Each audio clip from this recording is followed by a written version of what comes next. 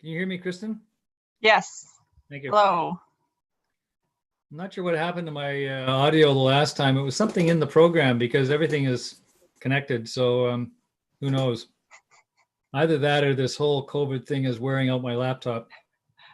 Well, so far so good for today.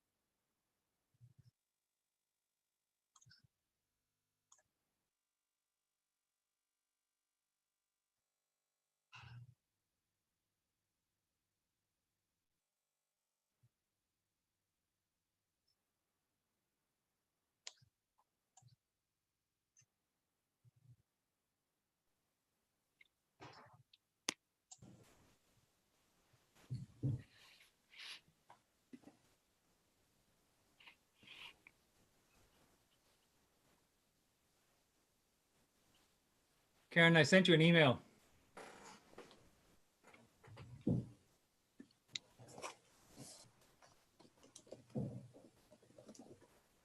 Director Mack, can you hear us?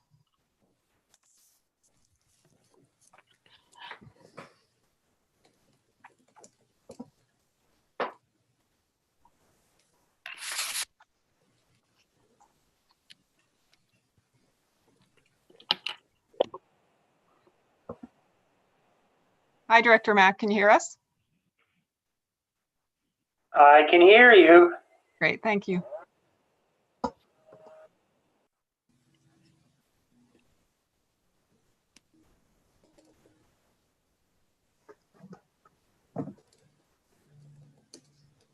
When you have the background on, it's hard to get your hand up.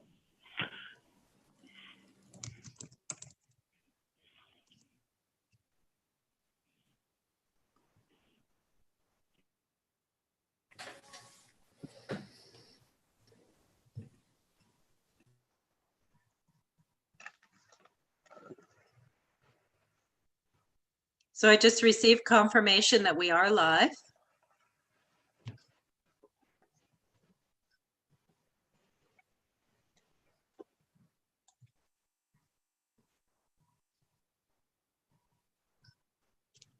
So we're still waiting for a few people, although we do have quorum. Shall we give it a few more minutes? I'd say so. No rush. I'm just letting Director Weed in. Okay. So we're at 7. Okay. We're waiting for Day, dear. Mike and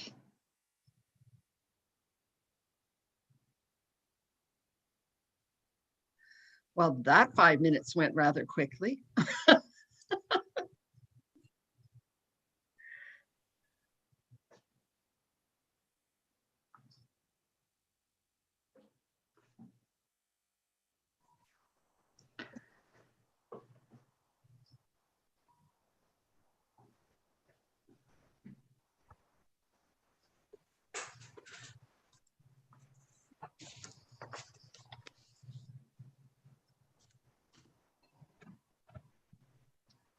Here comes Director Richmond.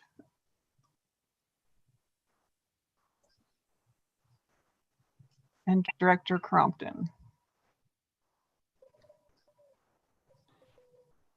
So I believe we're just waiting for Director Birch Jones.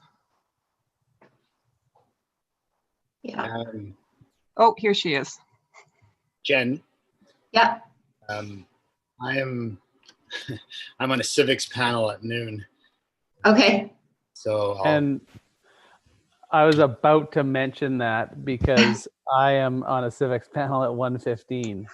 And so as Mike gets back in, I will be leaving, unfortunately. Okay.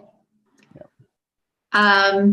We Yeah. do have delegations at 1 o'clock, so that's what you will miss. But we can certainly go on without you. We will take a lunch break at probably 12:30.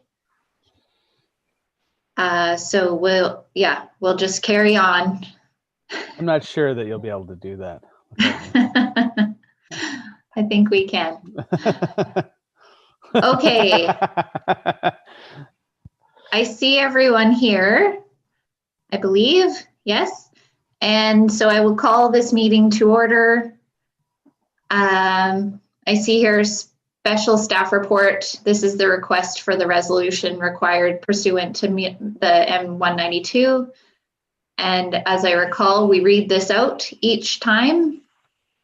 Is that correct, Director Clark or CEO Helmer?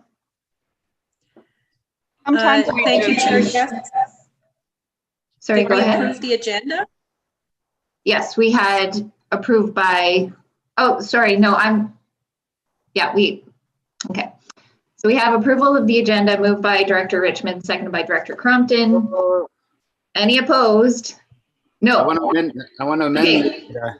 Make the amendment, please, Director Richmond.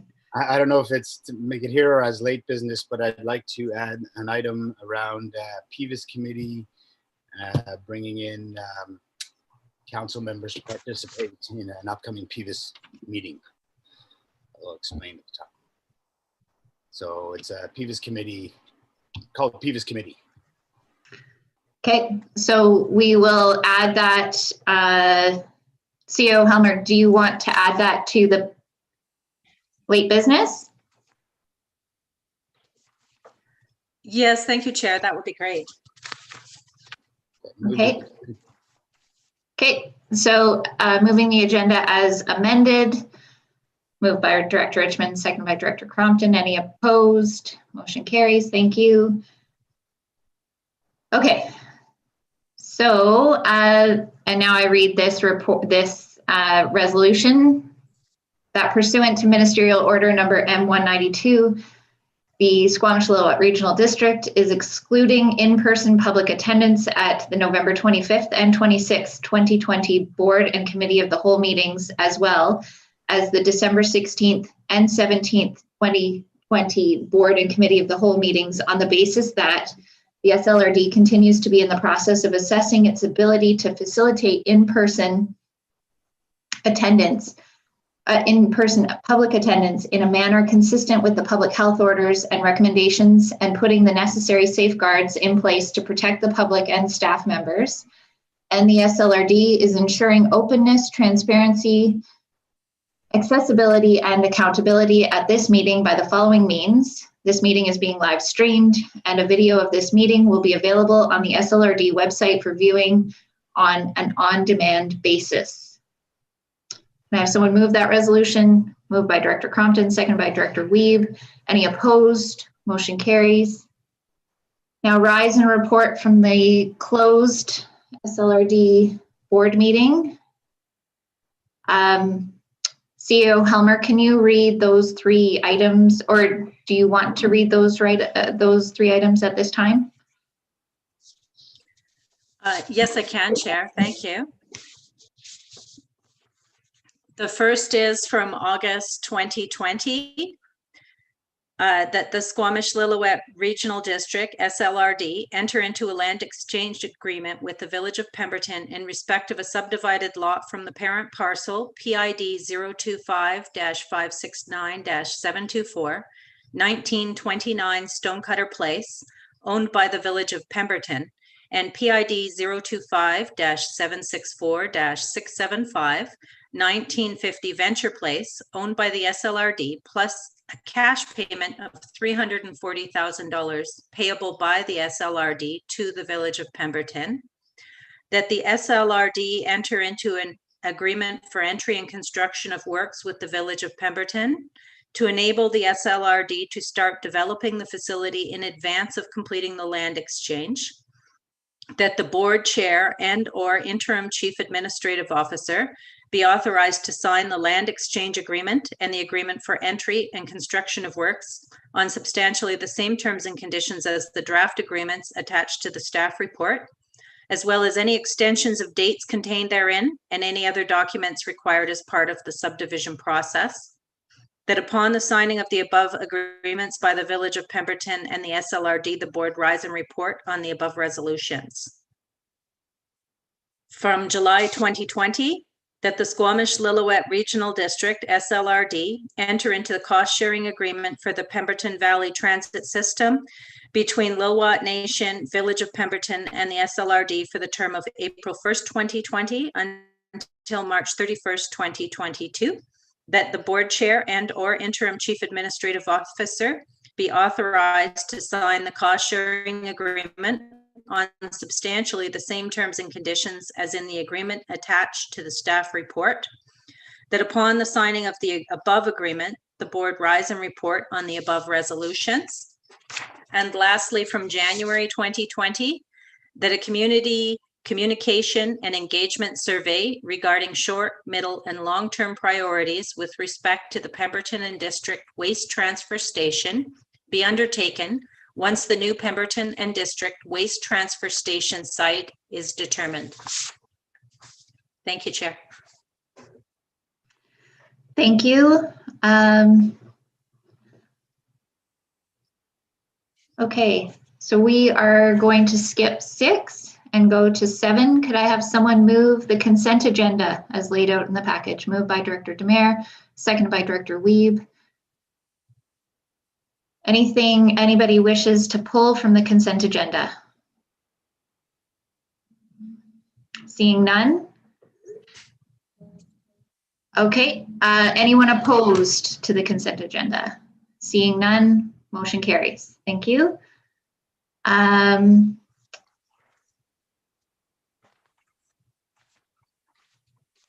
Okay.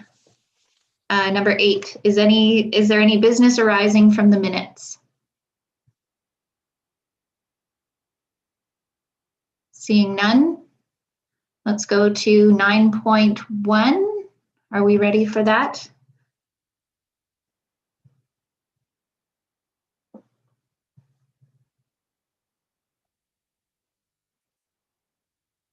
Do you want to deal with these as individual, or shall we move it as a block?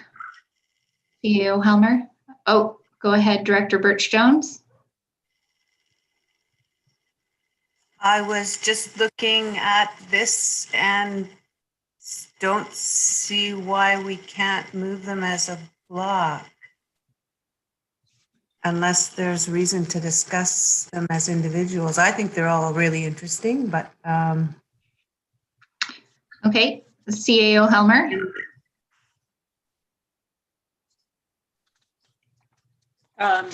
Thank you, Chair. I was just checking to be sure. I didn't see if I saw anything that might be a conflict to anybody. Yeah, thank you, Chair. Okay, so we're moving up. Director Elliott, go ahead.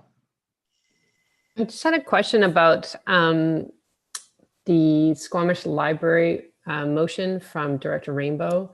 And it says that that the District of Squamish and Squamish Public Library would enter into a Community Works Fund agreement. Does it require both parties? Because the money, the Squamish Public Library has its own board, and the District of Squamish will make its own budget decisions separate from this resolution. And so I wasn't quite sure why we were listed in the motion. Go ahead. Yep, go ahead, CEO Helmer. Thank you. Thank you, Chair. Through to Director Elliott, the intent was to capture that whoever was going to be the signatory would have the ability to sign on to that agreement. We just didn't have clarity around which entity was going to be executing the agreement. So it was not that both parties need to, but whichever party would be the appropriate party, we would do that with. I believe the Squamish Public Library is the recipient of the money and the district would not be involved. So I think we could amend the motion to just put the Squamish Public Library. They are a distinct entity from the district. Okay. So I would like to amend that motion to strike District of Squamish. Do I have a seconder for the amendment? Director Race and sorry, Director Clark, do you have clarification here? Thank you. I just want to, the District of Squamish is listed in a few places that on the first line that funding be allocated to the District of Squamish. So that will now be the Squamish Public Library. That's right. Towards renovations to the Squamish Public Library's existing facility in an amount matching the contribution by the District of Squamish up to a maximum of 50,000. The District of Squamish stays there. That second one could Correct? stay, yep. Thank you. Subject to the Squamish Public Library entering into a Public Works Funds agreement with the SLRD on terms satisfactory and so those changes. Yes, thank you for that clarity. Thank you. Okay, so I have a mover and a seconder. Any further discussion, comments? Is anyone opposed to this motion as amended? Or is anyone opposed to the amendment? Seeing none. Okay, and then I will call the question on the main motion. Anyone opposed to the amended motion? Seeing none, motion carries. Thank you. So I guess that was pulling that piece out of the block of 9. Is that fair to say? Just move the whole block with the with that amendment. Okay, moved by Director Richmond, seconded by Director Birch Jones. Any further discussion? Anyone opposed to this? Motion carries. Thank you. Okay, 10.1, Pinecrest Estates Land Use Contract Discharge. I've seen Ms. Belsham pop in and out. Is she speaking to this? Oh. I've just brought Director Needham in, thanks. Okay. Good morning, Director Needham. We are on 10.1. Thank you. I've seen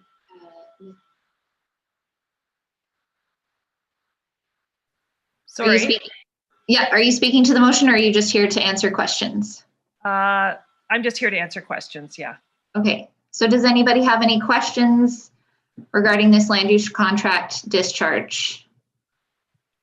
I'll move the recommendation. Moved by Director Richmond, seconded by Director Elliott. Anyone opposed or anyone comments, questions? No. Okay, anyone opposed? Motion carries. Thank you. We are now on 10.2, land use contract discharge for Marmot land use contract. I'll move that as well. Moved by Director Richmond, seconded by Director Crompton. Any questions? Sorry, Director Demare, do you have a question or were you just moving it? No, Okay. moving it. Thank you. No other questions? Anyone opposed to this? Call the question. All in favor? Or anyone opposed?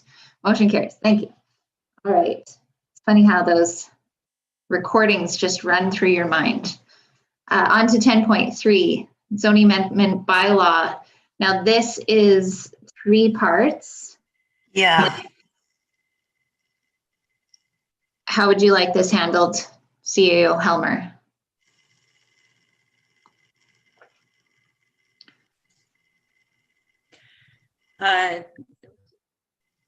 Maybe we should move each piece on their own because they're separate bylaw number. Okay, so we are moving that bylaw number 1692-2020. This is the electoral area A zoning bylaw amendment, be given first reading and referred to the affected First Nations, provincial agencies and ministries. Have someone make that motion? I'll move that. Moved by Director Demare, seconded by Director Elliott. Any opposed? Motion carries. Thank you. And then bylaw 1693-2020. This is the area B zoning bylaw number 2013 amendment. Be given first reading and referred out to the affected First Nations, provincial agencies and ministry, as well as the District of Lillooet. Moved by Director. Go ahead. You're not moving. No. So first of all, so this is B, and are we just first of all talking about the retaining walls right now? Yes, retaining walls and the housekeeping amendments, which included language around landscaping and okay. Definition of agriculture. Thank you. Exactly. So I'd like to do separate things on those 2 items. Now, first of all, on the retaining walls, option 3, I don't have that document in front of me, but like no action in B on that one. I did read the history, and I see it sort of started as a reaction to the development in Wedgwood and so on. Auxiliary buildings were the beginning of the background discussion. This is not to do with auxiliary buildings. It's only to do with retaining walls, if I understand that correctly. Could I have a nod, Director Needham? Is this just talking about retaining walls? The bylaw itself or the resolution? Well, I'm just wanting to make sure that the item that I'm talking about is just to do with the retaining walls in area B. The bylaw that we're looking at right now, it deals with retaining walls as was requested by the board. It also provides an updated definition of agriculture, which we're doing for all of the other electoral areas. And then it's really just housekeeping, allowing for temporary use permits within the zoning bylaw. We have already got it in the OCP. We're just putting it in the zoning bylaw. And then we're updating references to the Local Government Act. So it's very housekeeping in nature. The big change being the retaining walls, which was, like I said, previously requested by the board. And so for area B, I'm pretty comfortable with the building code and engineering requirements being what is used to determine retaining walls. Because as far as I could understand from reading the report, this was just to do with aesthetics. And I sort of feel like you could make anything beautiful or you could make anything ugly, but I don't think we need to impose aesthetics on retaining walls in area B. So we don't need to move that bylaw forward in area B. So that's one thing. So that's the sort of first motion I'd like to make, which is just no action on the retaining walls in area B in terms of the bylaws. Okay, so That's one. that's the first one. I do see a question/comment from Director Elliott. If that, go ahead, Director Elliott, and then we can come back to Director Birch-Jones to clarify the motion. With respect, in the district, we didn't have retaining wall requirements, and thought that we could make anything, that the developer would make something like a retaining wall look good. And we have a development called Sky Ridge that most people call Scar Ridge because of the tremendously ugly retaining wall that is very high and very ugly. So I actually think we should anticipate opportunities where people will follow the cheapest way and not the most aesthetic way. And stepping retaining walls that are on steep slopes is something that we should definitely be thinking about because they look ugly when you don't do it. Thank you. So, Director Needham, did you have a comment? It looked like you put your hand up. Yeah, I mean, I guess I'm a little bit confused because we were asked in February to bring forward a bylaw similar to what we did in Area C for areas A, B, and D. So this was based on a request from the board to do this. So does that mean you'd like to rescind your February motion to request us to deal with retaining walls? Director Race, go ahead. Thank you. No, I would not want to do that, to answer the question. I will move that particular bylaw for first reading, and if it's seconded, I'll speak to that. Do I have a seconder?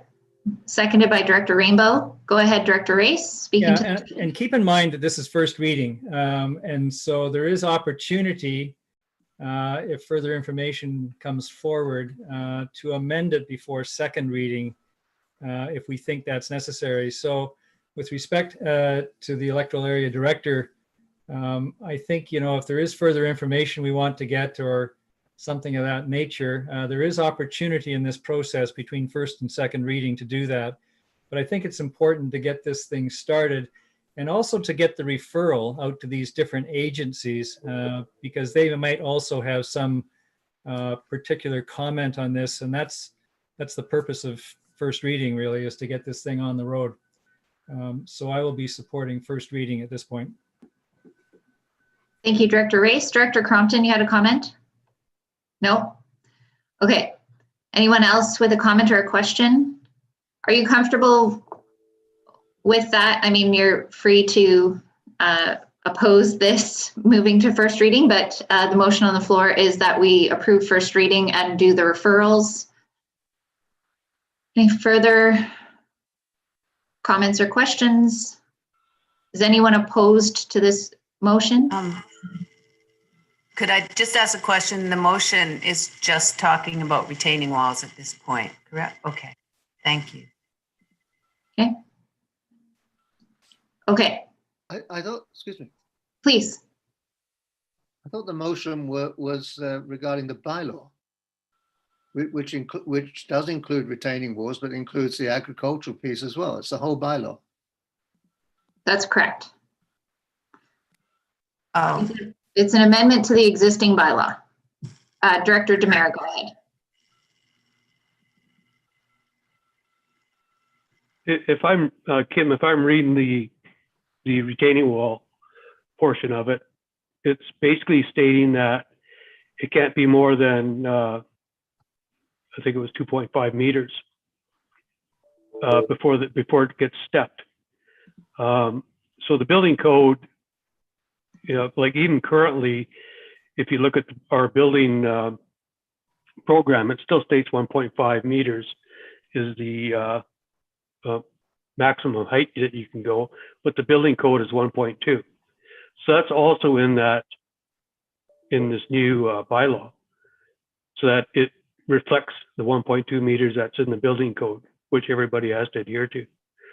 So, but what it's really stating is that anything over, I think it was 8 feet or 2.5 meters, has to be stepped back, and at that minimum 1 to 4 or 4 feet, which is like, to me, it's okay, because I think anything higher than 8.5 feet is not only a hazard, even though it has to get engineered, but just the looks of it would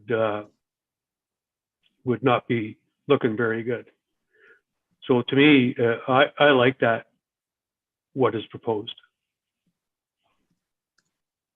Go ahead, Director Birch-Jones. I would like, in the event that this goes for first reading, to have it referred, the agriculture portion referred to the Area B AAC with the relevant background as to why we're making this recommendation. Is that possible to add as an amendment?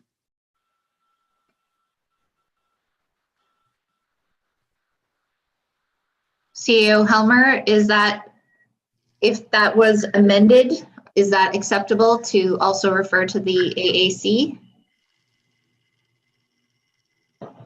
Chair, if I can refer that over to staff. Yep. Yes, that's totally possible. Seems reasonable. Director Crompton, comment or question? Maybe I'm not following it correctly. It seems to me you could just refer the whole thing. Is there a reason to not refer the retaining wall portion to the AAC? It's part of one. No, you're right.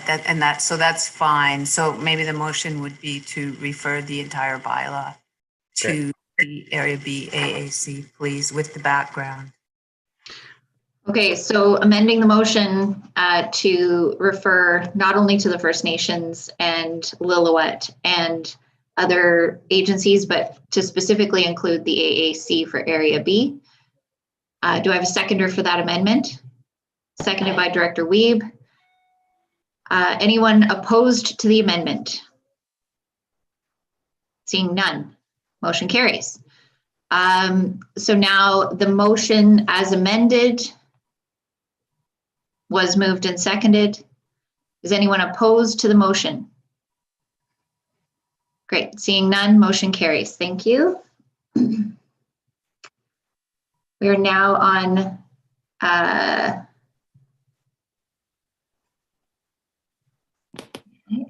Area D, I'll move that. okay, moved by Director Rainbow, seconded by Director Elliott. Any discussion or questions for staff? Seeing none, anyone opposed to the motion? Motion carries. Thank you. Wow. Okay. So we are 10.4. Ponderosa's, okay, Director Elliott, go ahead. I just had a question for staff. In section 5.3.3, it talks about permitted uses, and it says trailers must not be a non-permanent type of travel trailer that does not exceed 9 meters. And I was just curious why we've written it that way versus just saying trailers must be a permanent type or some other. So I guess I'm maybe not understanding the context of why we had to write it in that way.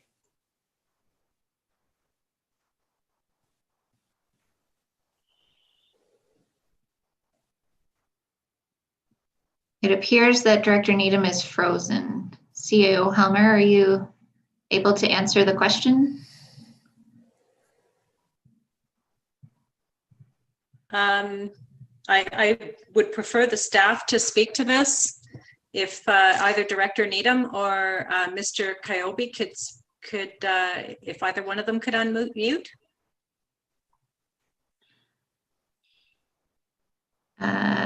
Okay, are we having connection issues, do you think?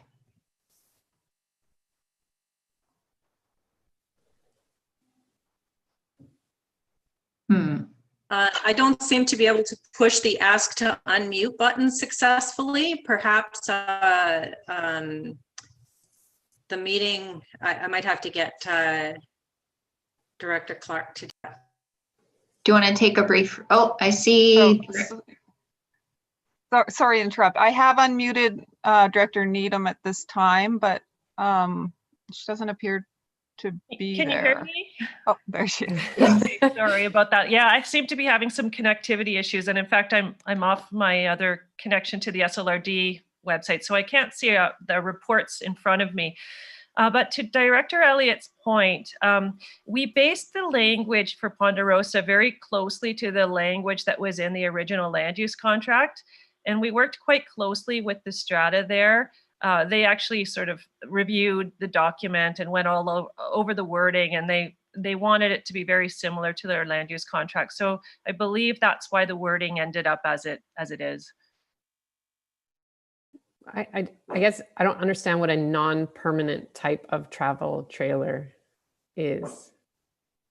They probably just didn't want people moving travel trailers onto their sites and sort of treating them as a dwelling in a permanent fashion. But we could look at that wording prior to second reading. Okay, and then it talks about trailers have to be removed before September 30th in the year they're placed. So you can place it on January 1, but it has to be gone by September 30th unless you build a house. And you would do that every year? Yeah, I believe that was really just to make sure that people don't leave them parked all winter. Yeah, I wouldn't mind checking on that wording before second reading. Yeah, we could do that. Thank you, Director Elliott. Director Race, go ahead. So that's an interesting point. I happened to be involved in litigation when I was practicing on that very point with a trailer, a mobile home, some people would call it, being affixed to the land, and whether or not it was actually affixed to the land and covered by the mortgage or captured by a mortgage, or whether it was something movable and required a different type of security. And even though it is actually on foundations and has connections to services and so forth, and the wheels are off and et cetera, it can still be found to not be affixed to the land, and therefore you might say not permanent. So I think if the intention is to just have the kind of trailers that you'd see on the highway there, we do definitely want to change the wording and be more specific about what kinds of foundations or attachments to the land might be allowable. Because otherwise you could end up in a decision like I did with something that is really a mobile home and might still meet that definition of non-permanent, quote unquote. So I'll just leave you with that thought. And because I think there is, I'd support first reading going ahead, but I think we do want to look at that wording, notwithstanding the Strata Corporation's concerns. I think if they understood what that might open it up to, they'd probably be in favor.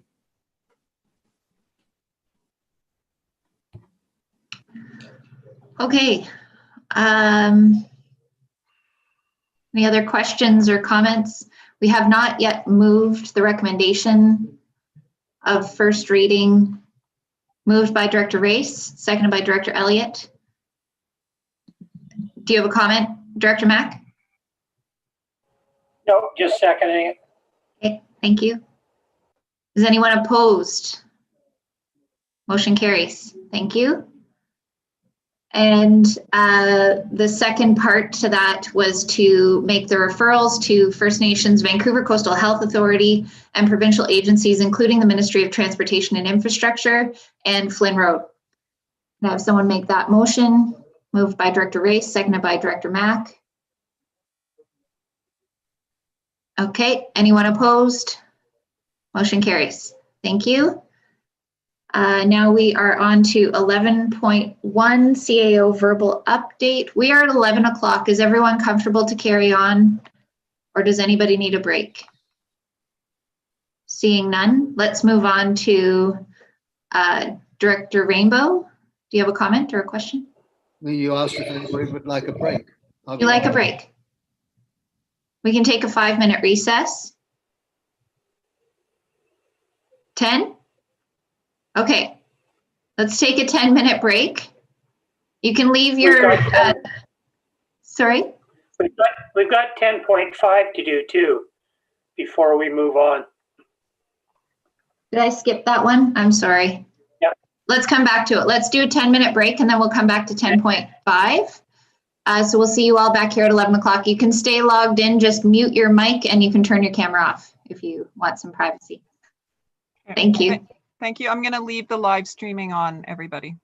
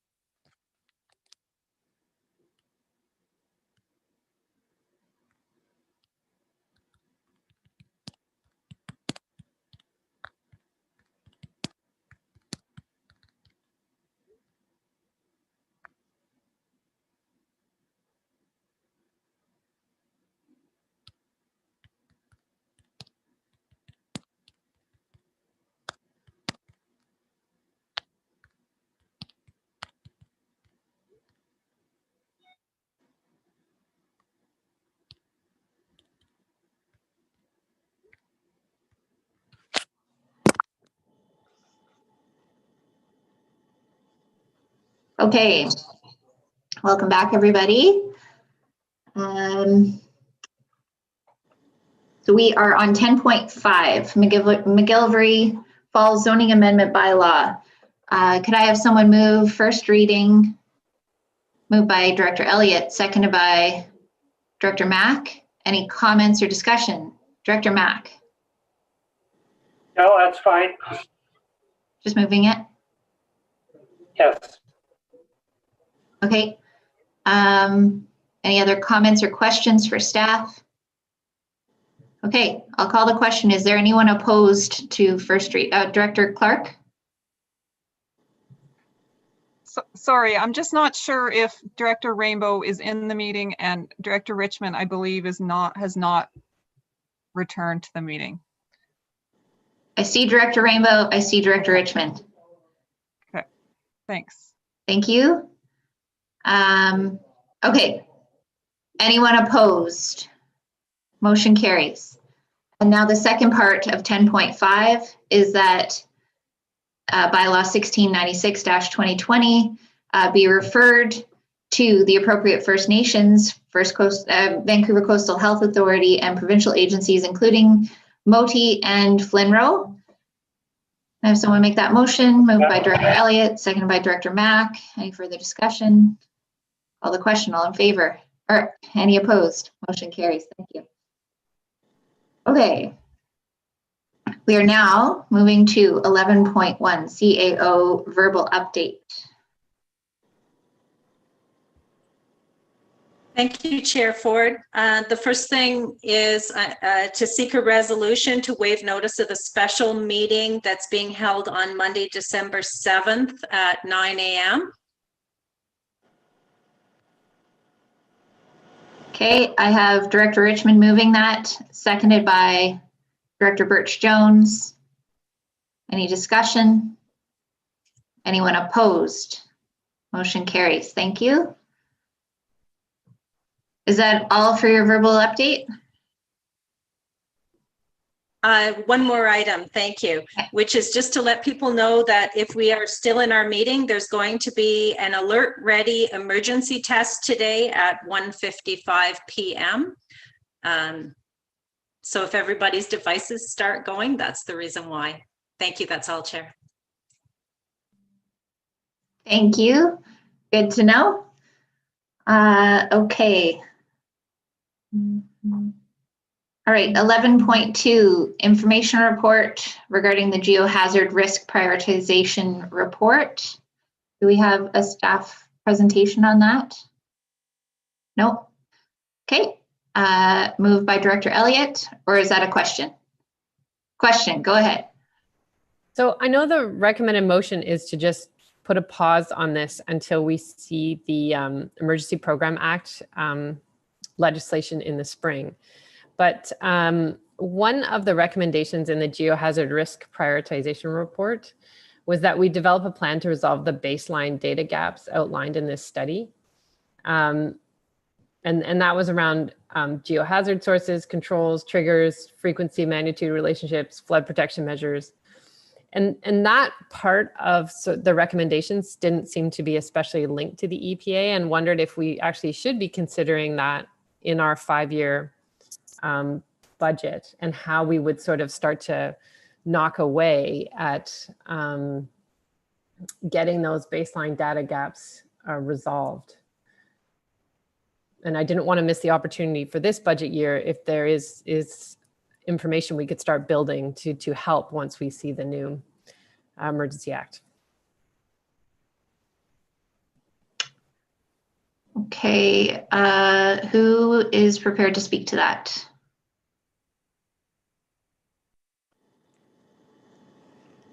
Go ahead. Through the chair, I can I think that's a really great idea that Director Elliott has had.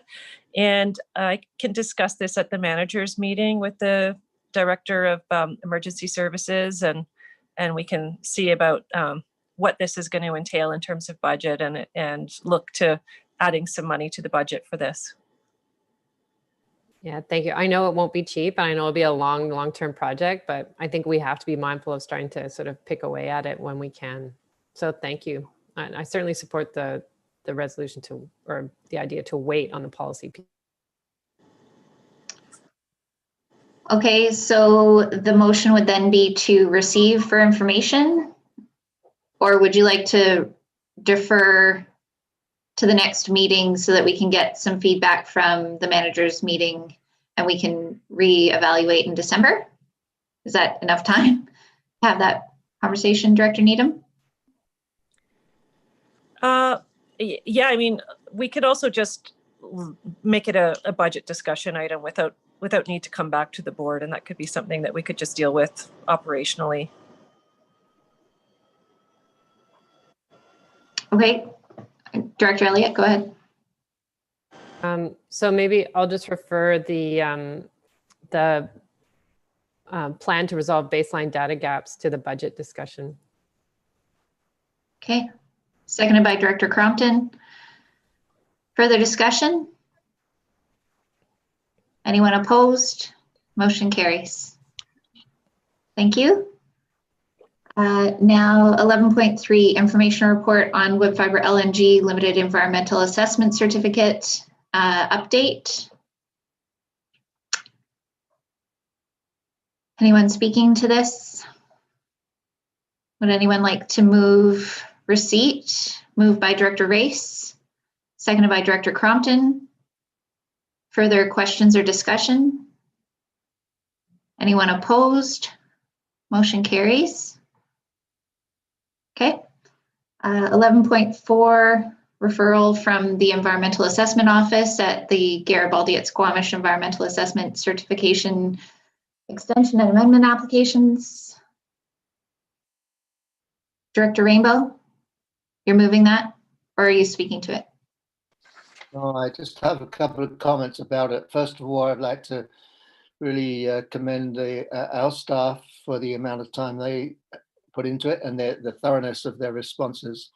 And also note that District of Squamish staff and RMOW staff also put time and effort into that, plus the ministries.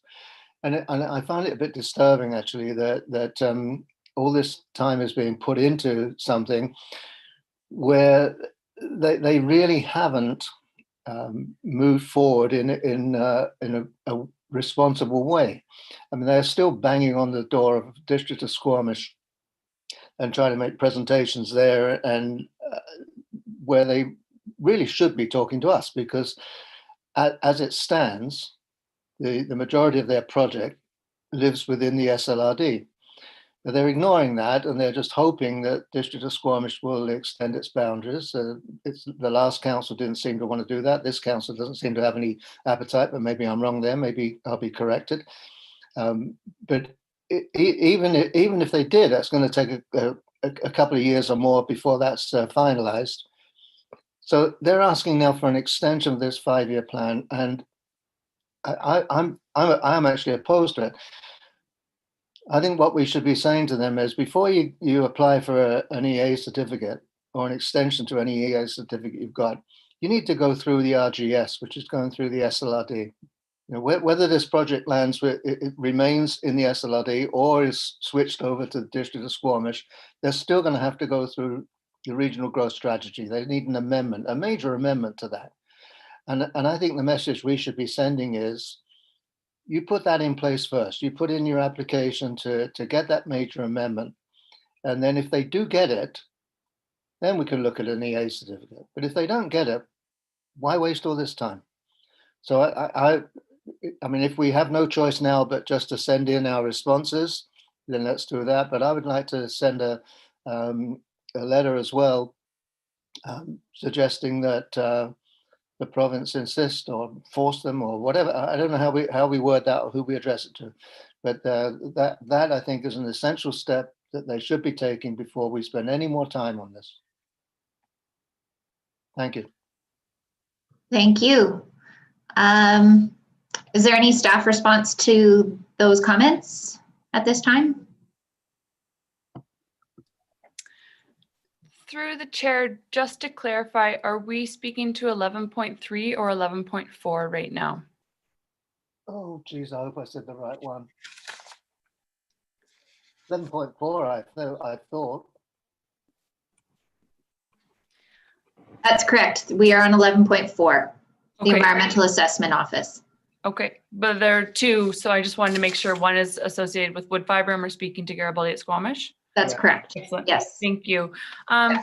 So just in response to Director Rainbow's comments there, and then I think important to note, and has been noted in the staff report, but this is a light staff report. The referral packaging came in extremely late and we had to get it on this board meeting to meet their December 3rd deadline for comments. And so this is really, there's just a package of information for the board to see, as we have a requirement for environmental assessment referral packages to come to the board. I would,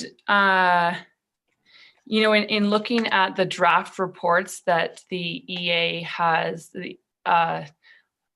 created the opportunity for us to provide comments on, they both reports, so the extension request it's a draft report, but it is supporting the extension request, and the amendment, sort of the amendments to the conditions have also been supported. So there were two parts to the referral, and both are being supported by the Environmental Assessment Office through their draft reports.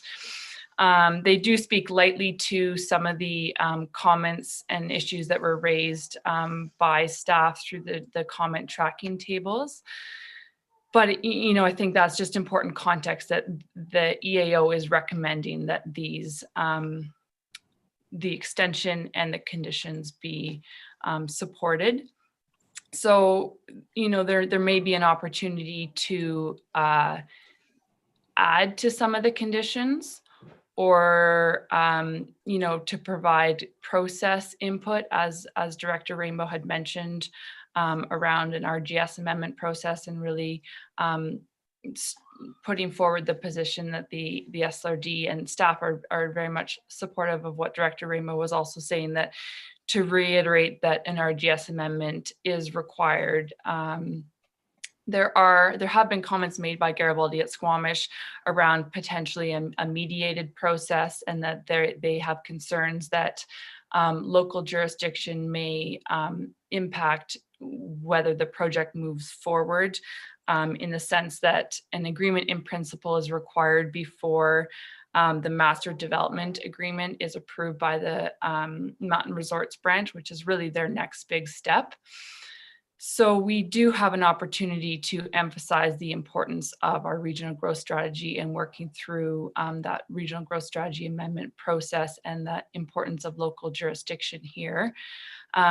There also is an opportunity, I think, Garibaldi at Squamish provided a separate response to climate change, and they speak to adaptation and mitigation measures with respect to greenhouse gas emissions. And, you know, they state that the project plans to be BC's first zero emissions resort. And, you know, that could be something that becomes a new condition of an extension, should the board wish to recommend that, or really provide that in a referral response.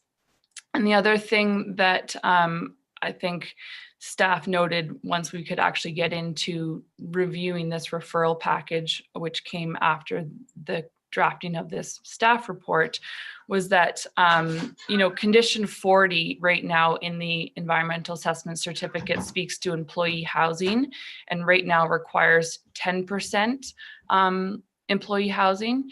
And the proponent, Garibaldi at Squamish, is stating that their plans include 12.5% employee housing. And right now, our regional growth strategy policy states 15%. And we see the RMOW has much higher, you know, standards for how many employees are housed in resorts. So I think there's opportunity to speak to condition 40 and requiring a greater commitment to employee housing.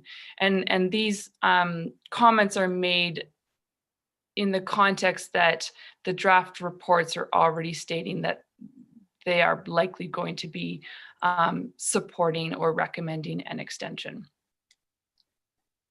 And I'll leave it at there for now. Thank you.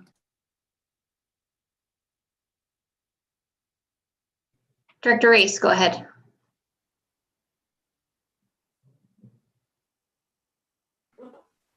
Thank you. I think I want to agree with Director Rainbow. I think my understanding of the process going forward for them is that the first step, local government wise, is the regional growth strategy. And regardless of where this development might end up within Squamish or the regional district or some combination of that, it is still a regional growth strategy issue. And that's the first thing that we should be directing them to. And so in addition to the other comments staff made, I don't disagree with any of those. I think we should highlight that and suggest that that be a condition of any extension or something like that. I'll leave it to staff to consider that point, but I think we ought to direct them to that. This thing has been sitting around here hovering for practically a lifetime, and it would be good to get it to some kind of decision point. And so the regional growth strategy to me seems to be a decision point. And I would, let's get this thing done, because it does take up a lot of staff time. We're doing the same thing in Squamish, going through the same exercise. And I think we'd kind of like to get it to a point where there's a yes, no, and deal with it. So I support Director Rainbow's idea that that be, in addition to the other comments, that comment.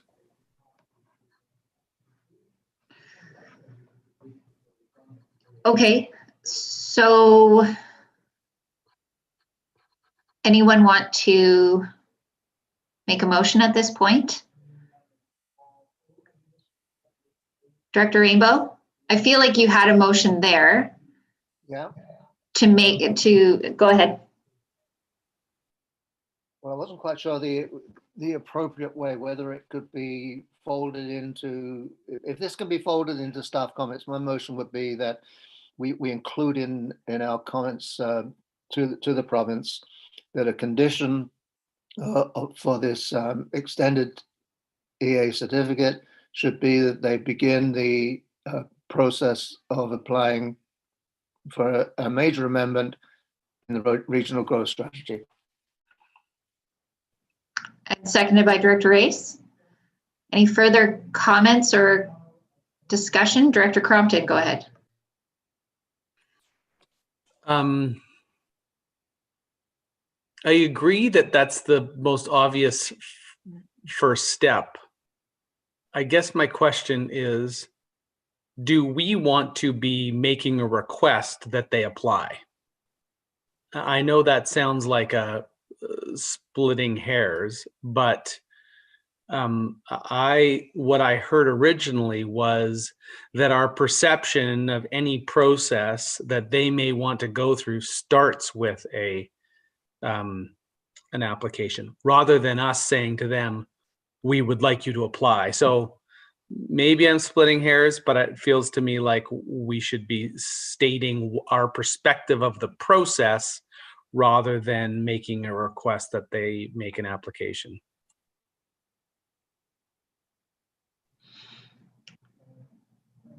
I saw another hand. I believe it was Director Rainbow and then Director Mack. Go ahead, Director Rainbow. Yeah, I'm quite happy for the wording to be tweaked. But I'll come back to what Director Race just said. We're spending a lot of time on this.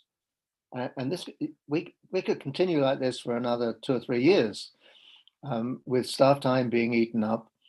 And I think what we need to do is somehow get it to a point where, as Doug said, we get yes or no. I mean, if they're successful in achieving a major amendment to our RGS, then we know how to deal with that. Then we know how to move forward.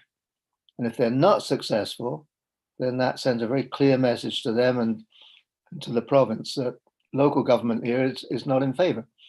So whatever wording we use, I don't mind, but I want to move it forward to that point where that essential factor is dealt with.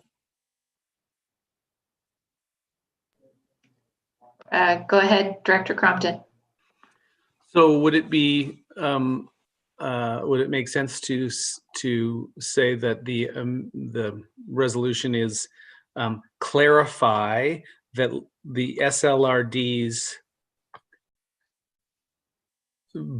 believes an RGS amendment is the first step in any process? Sure.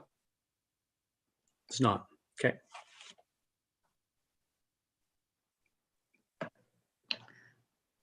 I hear Director Rainbow saying to get on with it and follow the process that we expect you to follow within the context of where the jurisdiction lies, and that is with the local government. Director Race, go ahead. Well, personally, I haven't had direct conversation with them for a long time, but my understanding is that there's some debate in their minds about what the next step might be, because as Director Rainbow says, they keep approaching Squamish and from time to time, and we're going through this extension stuff. So perhaps asking the EA office in this extension to clarify that that is the next step, as Director Crompton says, and that they can apply, because I think there's some doubt in their minds, from what I understand, whether it has to be a municipality that applies or the regional district itself applies, or whether they can, as a proponent, apply. My understanding is that they, as a proponent, can apply. And so it's up to kind of the balls in their court and just kind of clarifying that path forward for them. And if the EA office can do that, I think that would help the process along immensely. I see Claire and then Director Elliott. Just to provide some context to this discussion, I'm going to read out a response that Garibaldi at Squamish provided in the comments tracking table to District of Squamish's comments. But let me just, it's related to this discussion. Just a moment, please.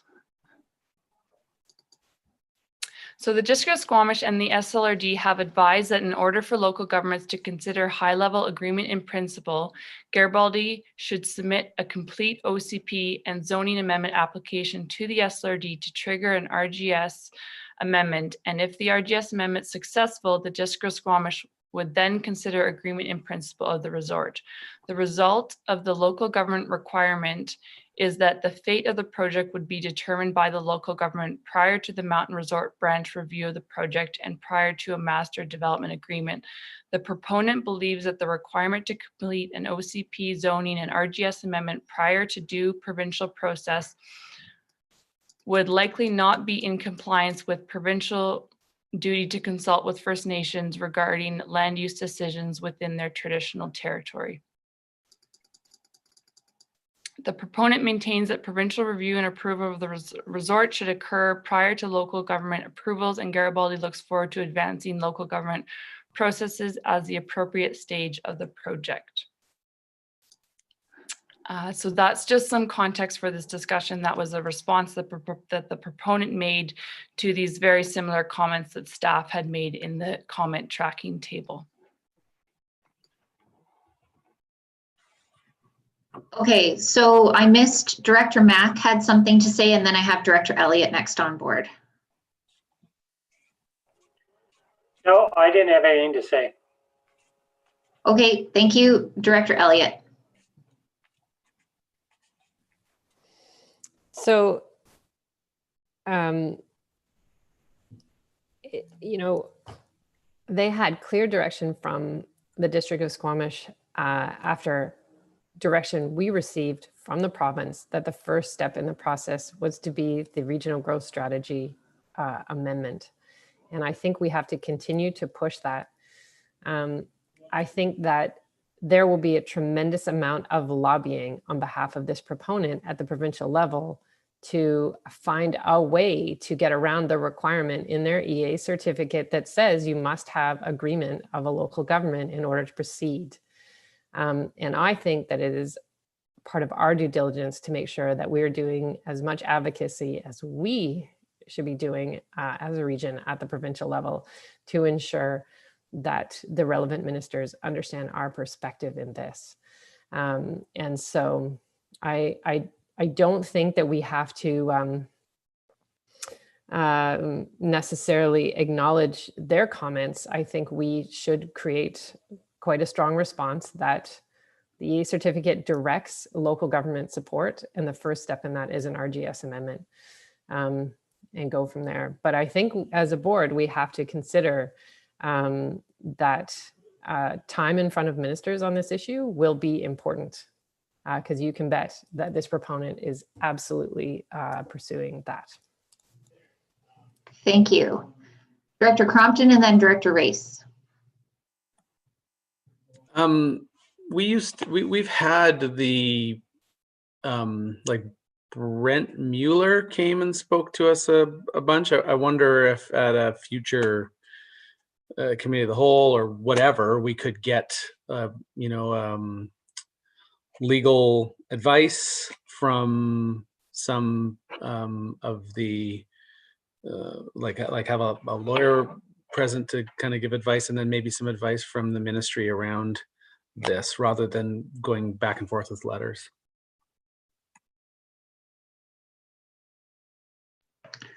Thank you, Director Race.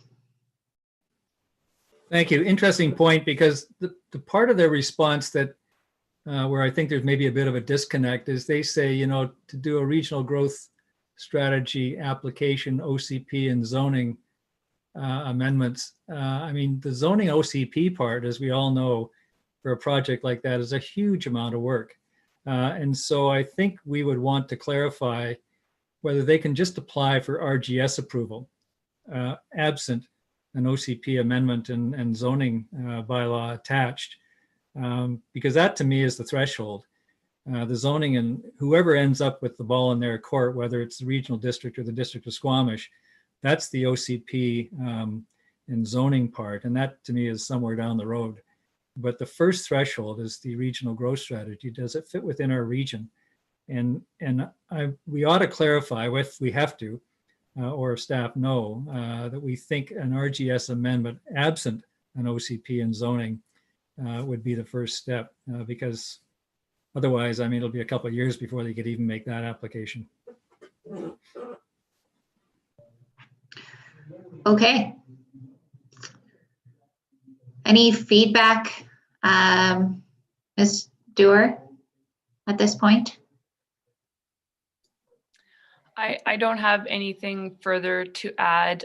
There were comments made in the Garibaldi at Squamish application, sort of reference to a provincially mediated process being sort of a next step. And I think staff are definitely of the perspective that what our next step is an RGS amendment, and we don't need a provincially mediated process, and that local jurisdiction here is really important. Agreed. Okay, so I don't believe we've had a mover and a seconder on this, but really right now this is to receive for information. So can I have someone move? Oh, Director Clark, go ahead. I have move and seconded of Director Rainbow's comments earlier. Thank you. Okay, so is anyone opposed? Motion carries. Oh, Director Crompton. Can I just have asked that someone read what we're voting on? As I recall, it was to move receipt for information. We did have a discussion around Director Rainbow suggesting that we refer the letter back to the ministry, but we didn't have clarity on who we would write that to. Am I correct on that, Director Rainbow?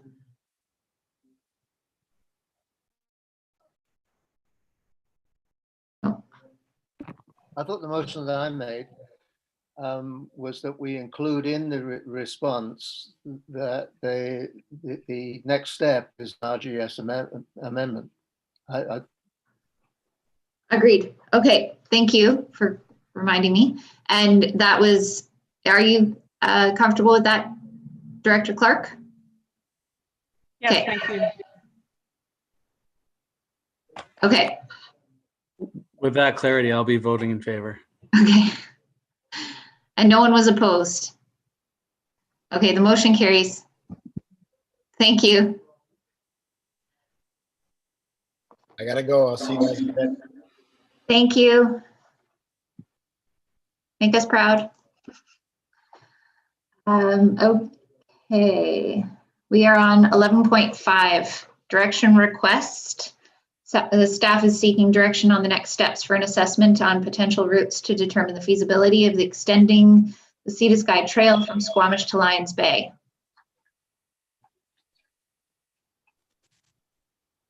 I've just let in Angela and Allison. They're just getting on here. Thanks. Welcome to you both. Thank you for being here. And would you like to speak to this request? I can speak to it. Thank you. This is a direction request to follow up from a board resolution from August, looking for staff to go out for quotes and bring it back for consideration of a sort of a high-level feasibility study looking at feasibility of building the trail, the Sea to Sky Trail from Squamish to Lions Bay. So we have done that. Quotes came in, they topped out at about $7,500.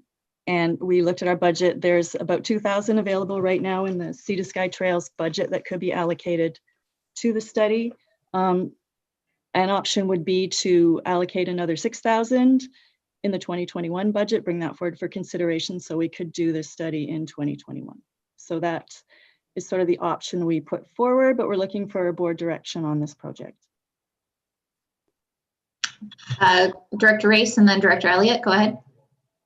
And I tend to agree with that recommendation. My suggestion, and I'll make the motion after comments, would be to refer it to the budget process.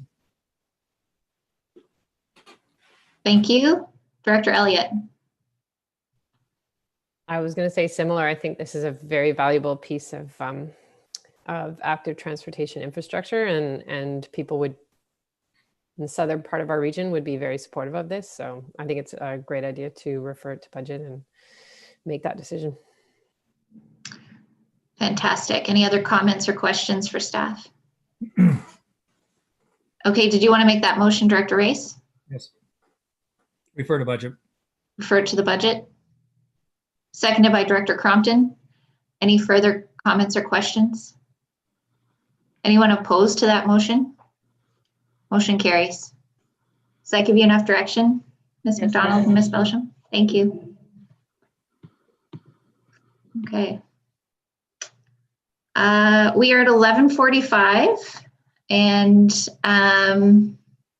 so we are at 11.6, appointments to standing and select committees of the SLRD and external organizations for 2021. So this is, there are a lot here.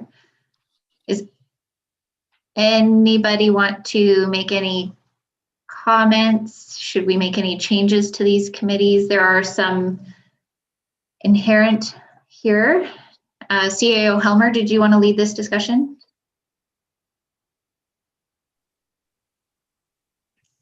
Thank you, Chair. If it is agreeable to you, I would like to involve Director Clark because of her history and having prepared this report. Certainly.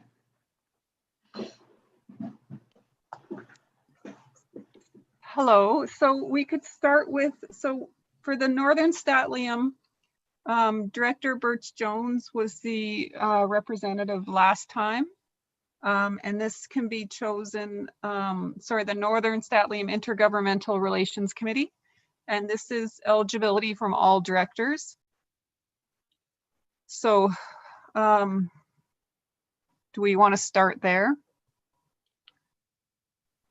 Sure.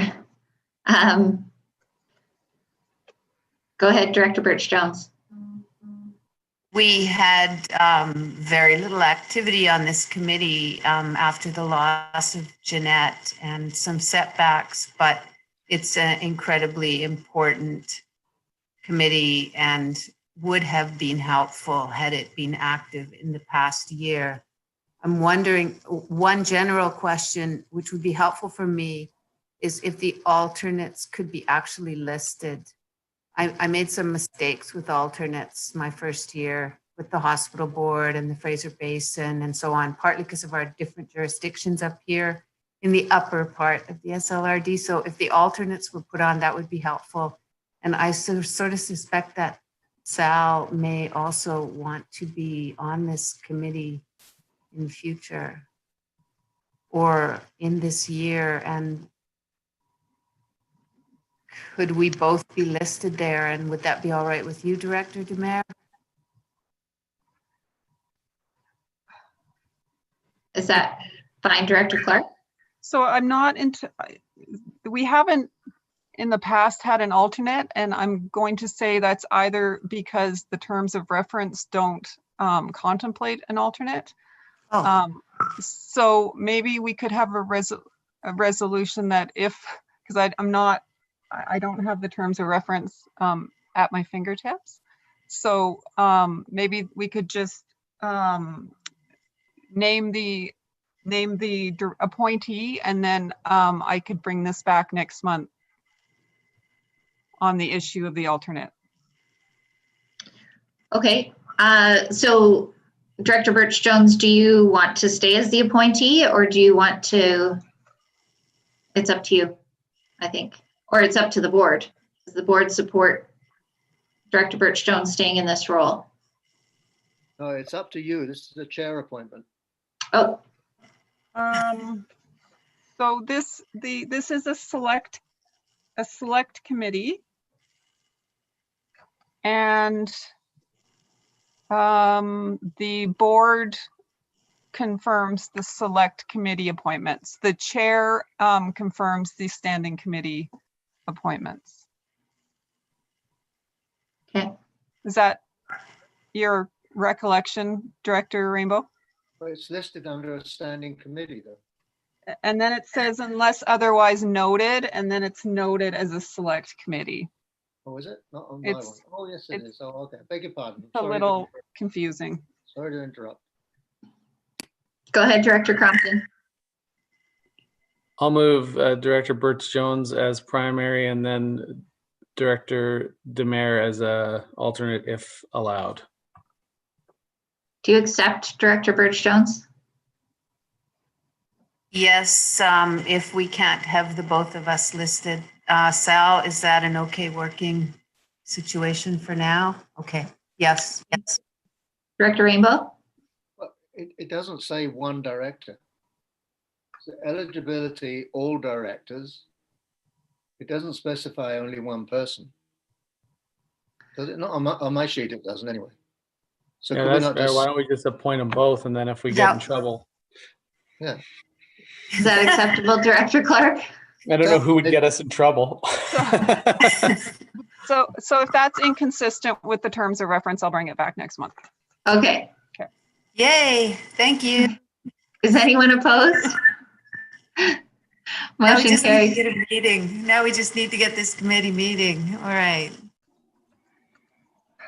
Okay, so next on our list is the Policy Development and Review Committee, the members to sit on that committee. And as everyone knows, that committee did not meet in 2020. But mostly because of COVID and the transition. Okay. Director Crompton, do you have a motion? I'll move the same people be reappointed. Okay, Do I have a seconder? Seconded by Director Race. Further discussion? Nope. Director Rainbow?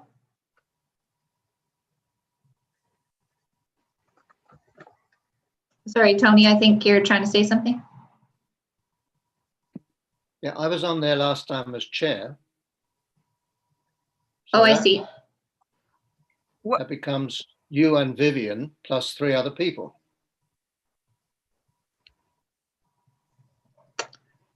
Director Elliott, go ahead. I thought that the people in the committee appointed the chair and vice chair. Oh, maybe. Since we didn't meet in 2020, there was no chair for 2020. Okay, so what we're moving is that Director Birch-Jones, Director Mack, Director Rainbow, and Director Ford remain on this committee, and a chair would be appointed when and if that committee meets. Anyone want to make any changes to that? Director Rainbow, go ahead. Yeah, I prefer not to be on that committee. Okay. Who would like to take Director Rainbow's place? Director Crompton. Are you volunteering? Great. Okay. So moved. Oh, sorry. Who's it's Director Birch-Jones, yourself, myself, and Director Mack. Oh, good. Okay, that works for me. I'll vote in favor of that. Anyone opposed to that? Motion carries. Now we are on Solid Waste Management Plan Advisory Committee for the North, and we currently have Director Birch-Jones. And I'm super excited about being in that position. Okay. So moved. Anyone? Okay. Moved by Director Crompton, seconded by Director Demare. Anyone opposed? Motion carries. Thank you. And then the Solid Waste Management Plan Advisory Committee for the South is Director Mack. Do you accept? Moved by Director Race. Seconded by Director Mack. Any opposed? Motion carries. Thank you. Okay. External and other appointments. Fraser Basin Council. Director Rainbow? I'd like to be on that. Okay. And so you're currently the alternate. Director Crompton, would you accept the alternate position and allow? Be pleased to. Okay, fantastic. Anyone else? Director Race is moving that, seconded by Director Mack. Anyone opposed to that appointment? Motion carries. Thank you. And then the Fraser Basin Council Thompson Regional Committee is currently Director Birch-Jones with Sal Demare as the alternate. Everyone comfortable with that? Director Birch-Jones, you had mentioned that that was one that you were not happy with. Am I right? Actually, it's a very good fit for me. Okay. Thank you. I think Sal would enjoy it as well. Okay, great. Anyone opposed to the motion? Motion carries. Thank you. Howe Sound Community Forum, Ocean Watch Action Plan Task Force. Currently, we have Director Rainbow. Will you stay in that position, Director Rainbow? Yes, thank you. Thank you. Director Race, go ahead. Moving. Moving it, seconded by Director Mack. Any opposed? Motion carries. And the Lillooet Area Library Association, Director Birch-Jones.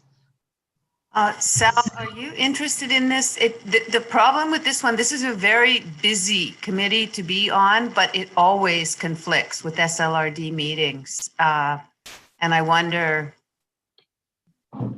there's a lot that comes on the email, so you can keep up remotely. Or have you participated on this one before, Director Demare? No, I haven't, but I think you're probably the better fit. I'm certainly closer to it and already involved because of other volunteer work. Okay, that's fine. Okay, so I have Director Elliott moving that, seconded by Director Demare. Anyone opposed?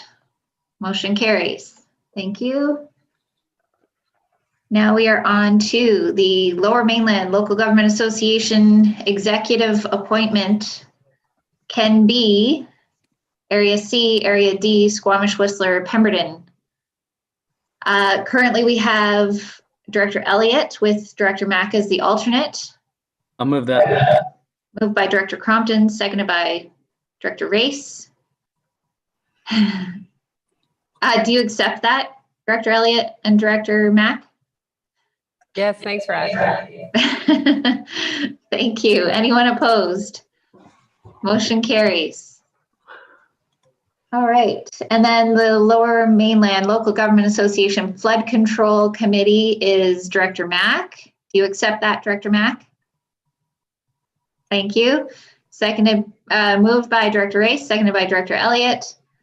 Call the question, all in favor, or any opposed? Motion carries. Fantastic. Okay, we are now on Metro Van. Sorry to interrupt, Chair, and an alternate for that committee. Oh, and the alternate is Mike Richmond. Friendly amendment. Moved by Director Race, seconded by Director Weeb. Any opposed? Motion carries. Thank you. And the Metro Van Greater Vancouver Regional District Indigenous Relations Committee is Area C, Area D, Squamish, Whistler, Pemberton. Will you stay on that, Director Rainbow? Yeah, please. Thank you. Moved by Director Race, seconded by Director Elliott. Any opposed? Motion carries. Thank you. MIA, on behalf of all directors, we have Director Mack. Will you stay in that role? Yes. Sorry?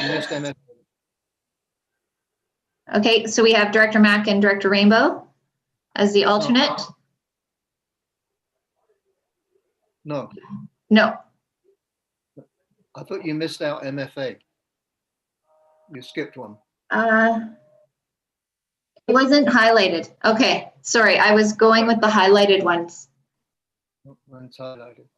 So that'll be the chair and the vice chair. Okay, so we just need to change the wording on there, but you've got that? Yeah. Okay. Dan, I think CAO Helmer was trying to say something. Go ahead, CAO Helmer. Thank you. It was just on the same point about MFA. I just wanted to. Thank you. Okay, anyone opposed? It's not really up for move. Okay, we're on MIA, and we currently have Director Mack with Director Rainbow as the alternate. No, I don't want to do that one. You don't want to do that one, okay. Director Mack, will you stay on as the lead on that? Yes. Thank you. And we need an alternate.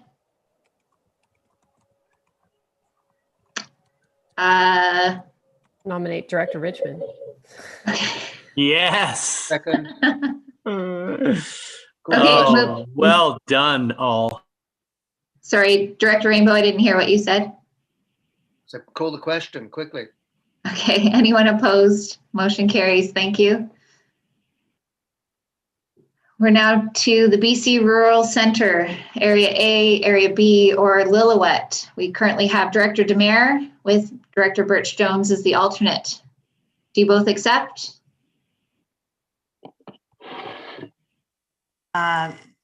Was there any activity here in the past 2 years?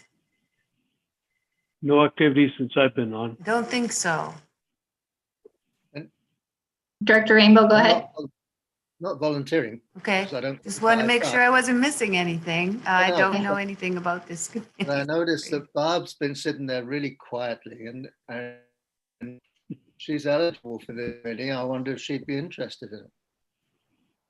Director Weeb, would you like to do this? Not even sure what it is, and I'm sitting here really quiet because I'm on so many committees with the district.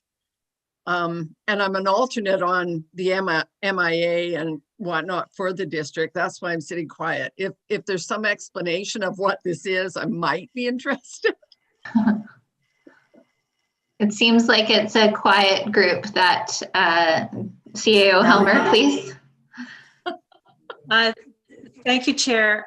The group can be a very strong advocate on behalf of rural communities, whether they're municipalities or unincorporated areas. And they typically do have conferences, they have newsletters, they have opportunities for people to connect and be engaged and unite their voices around common interests. So it can be a really good group to be a part of if our interests align with some of our neighboring communities. So I think that if somebody has an interest in something along that line, this would be a good committee for them to consider. Go ahead, Director Demare. Yeah, if I could get some information so we actually make some contact, it'd be appreciated. But definitely, I'd like to be on it. Okay, so we have moved by Director Birch-Jones, seconded by Director Demare. Anyone opposed to these appointments? Motion carries. Thank you. And okay, so we are. Oh, that's just a repeat of the, okay. All right, Director Clark, do you have enough information to work with there? Thank you. Thank you.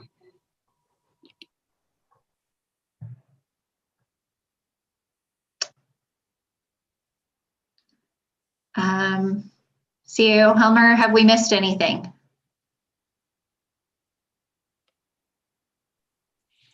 No, it looks like you've got it all. Thank you. Okay. Shall we move on to 11.7, the board meeting calendar, office closure, and rescheduling of the Northern Board Tour? Okay.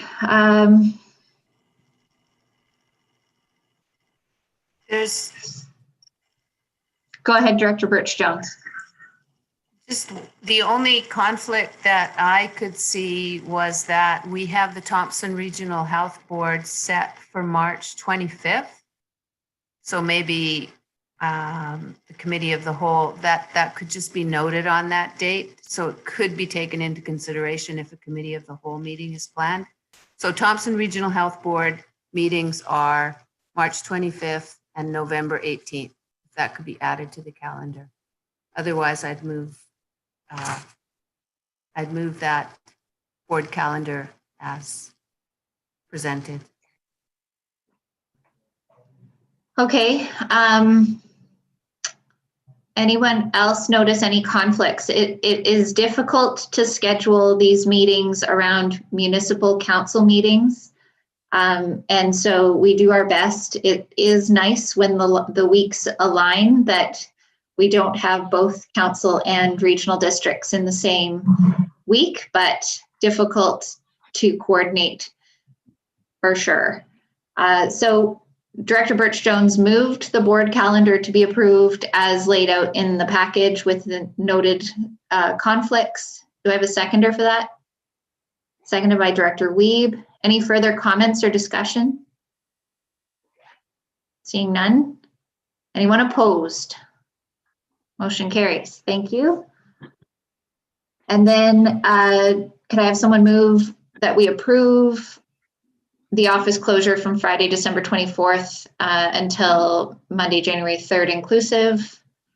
Moved by Director Wiebe, seconded by Director Demare. Any discussion?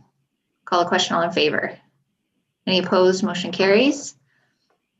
And then we will have staff bring back, can I have someone move that we bring staff back in the spring to move the Northern Board Tour? Moved by Director Demare, seconded by Director Elliott. Any further discussion? Anyone opposed? Motion carries. Thank you. Director Demare, go ahead. For 11.8, I'm going to have to declare a conflict of interest, as my daughter and my wife were both involved in the VRBCA.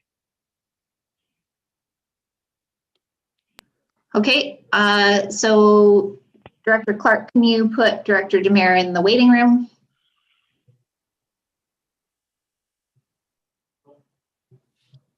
Okay, thank you. So the request for decision, are we having a staff presentation on this, CEO Helmer?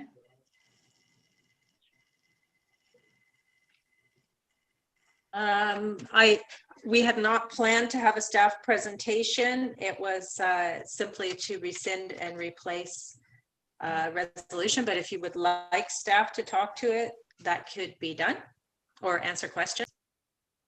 Anyone have any comments or questions? Can I have someone move the request? Moved by Director Birch Jones, seconded by Director Wiebe. Anyone opposed? Motion carries. And then we'll wait for. I do believe this happened just because Sal does have to excuse himself, and I'm often making the motions for Area A, and so the funding was noted to be in error, just as an error, because I was the one moving, and so this is just correcting that. But yes, thank you. Thank you. Okay, you can bring Director Demare back. Great. Okay, welcome back. We are on 11.9, evacuation route planning funding opportunity. CAO Helmer, or shall we just move it? Moved by Director Elliott, seconded by Director Rainbow. Oh, Director Rainbow, go ahead. Just a question. I believe a year or so ago, or perhaps more, that both Squamish and Whistler did evacuation plans, which didn't include the areas along the routes that they would be using, like Britannia Beach, Furry Creek, and so on, and closer to Whistler, Pinecrest, and Black Tusk. So just suggesting that whatever we do in terms of evacuation planning, it has to include the people that live outside of the municipalities, because they're going to be impacted by the flow of people if there indeed is an evacuation. So it has to be a comprehensive plan. Okay, thank you for that clarity. And we have a mover and a seconder. Any further comments, questions? Director Elliott, go ahead. I just wanted to point out that this is for flood evacuation exercises, is my understanding. So it's not an evacuation, it's under a stream, but this is about flood evacuation exercises, which is why there's the partnership piece with Squamish and Pemberton. Would you suggest make sure that that is clear? Yeah, that's what we're applying. The grant we're applying for, it's a flood evacuation exercise. It's a planning emergency preparedness exercise through this fund. Okay, everyone clear on that?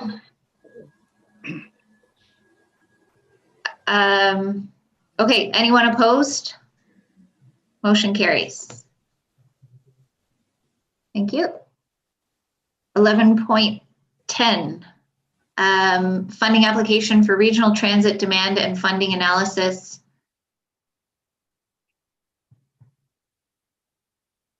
Can I have someone move that? Moved by Director Wiebe, seconded by Director Elliott. Director Demare, go ahead. Nope, just moving it. Okay. Any further comments or questions? Seeing none, anyone opposed? Motion carries. Thank you. Okay, we are moving quickly.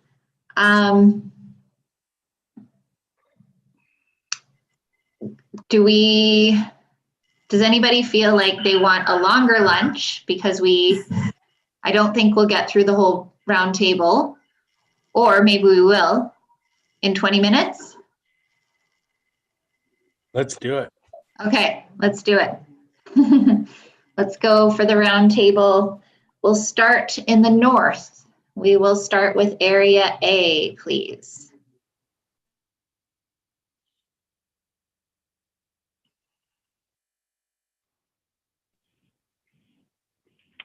Okay. Vivian and myself had a good session with Dawson Road Maintenance the other day. It was a virtual meeting, and they actually had a nice little PowerPoint presentation. And I think it was the first combined one that we've had, and it was good. It was good conversations and moving us forward with starting to build a good relationship. It's been pretty quiet up in the valley, as most places are. We didn't end up doing a virtual Remembrance Day, but I did go down to our local heritage cemetery and walked around a bit, and there was 3 other people. We did have all the wreaths that people donated, including the SLRD wreath at the cenotaph there, and it was a good little day with about 3 or 4 other people at the cemetery. The BRVCA also put on a virtual craft fair with a lot of local artisans, and I think it went over well. There were a number of artisans that put their stuff up on the Facebook page there. We also just started with the very first little virtual get together, where it was held for the Gun Lake community, and we had a number of participants, and it was good. It lasted just over an hour, and we had some trivia questions that people put out, and I think people learned a lot. And also, it was a good social gathering, since we can't really have any social gatherings. And that's it for Area A. Director Elliott, go ahead. I'm sorry, I'm going to ask a process question. There were 2 reports from Sarah under that last motion for 2 streams of funding for UBCM.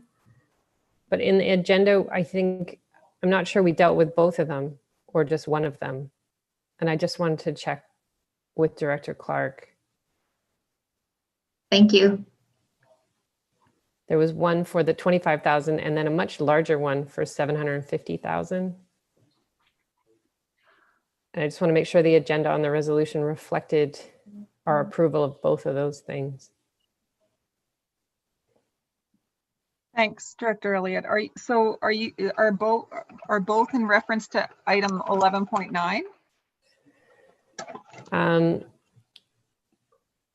Hold on, let me go back. I'm going to look Yeah, at the... yes. There was one.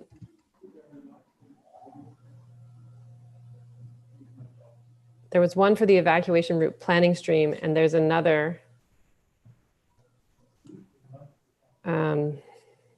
Oh, I see what you mean, Director For Elliott. the structural flood mitigation funding stream for 750,000. So there's 2 streams, and I don't think that motion necessarily captured that second one under the structural flood mitigation funding stream. Yeah, I think what's happened is that second report did not get put on the agenda as a separate item, so it didn't show up. So on page 312 of the agenda, there is a request for decision there, structural flood mitigation and evacuation route planning funding opportunity. And there's 1, 2, 3, 4, 5 that's. Okay. Do you want? That's correct. And I think what happened is Ms. Morgan had needed to slightly tweak the wording in order to comply with what UBCM wanted. And that's the reason why this report is back on the agenda again in November, was to have the wording corrected to comply with UBCM's requirements. But it's the same one that was approved by the board in October, except for the wording tweaks. So from a process perspective, should we rescind our previous motion and then redo the motion based on the recommendations in the report on page 312? Are you I think you comfortable? could do a separate standalone resolution for what's on 312. Okay. Because what you've passed already only pertains to the first of those two reports. Okay. So I'll move that. Moved by Director Elliott, seconded by Director Birch Jones. Any questions or comments? Seeing none. Anyone opposed? Motion carries. Thank you. Sorry to interrupt, Sal. Thank you, Director Elliott. Thank you, Director Demare, for your report. Let's go to Area B, please.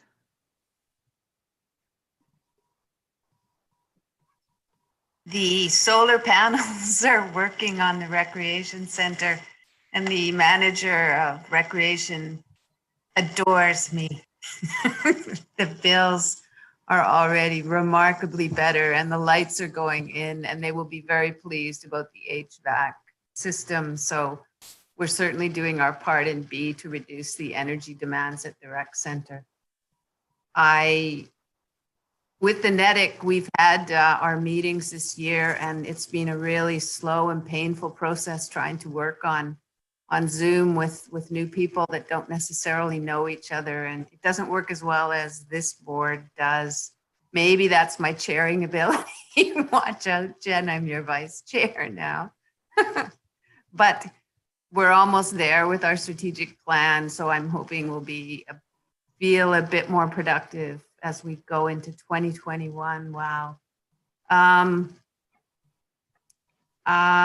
We're going to have a winter festival. Some of the funding was approved today, but I think it's going to be reduced now to like a drive-by sort of. It's really going to be, we're very locked down like everywhere else, but on a happy note, at least the kids are still skating and they're still in school. So yes, I enjoyed that call, Sal, and I appreciated your expertise with highways when we had that discussion, and it was a good start. And the reason that Thompson Regional Health Board meeting is important in the spring, I will definitely be there, is because rural healthcare is going to be the focus. So I'm hoping we can build on some of the work we started. And I'll stop there. Thank you. Thank you. Let's go to Director Wiebe, please.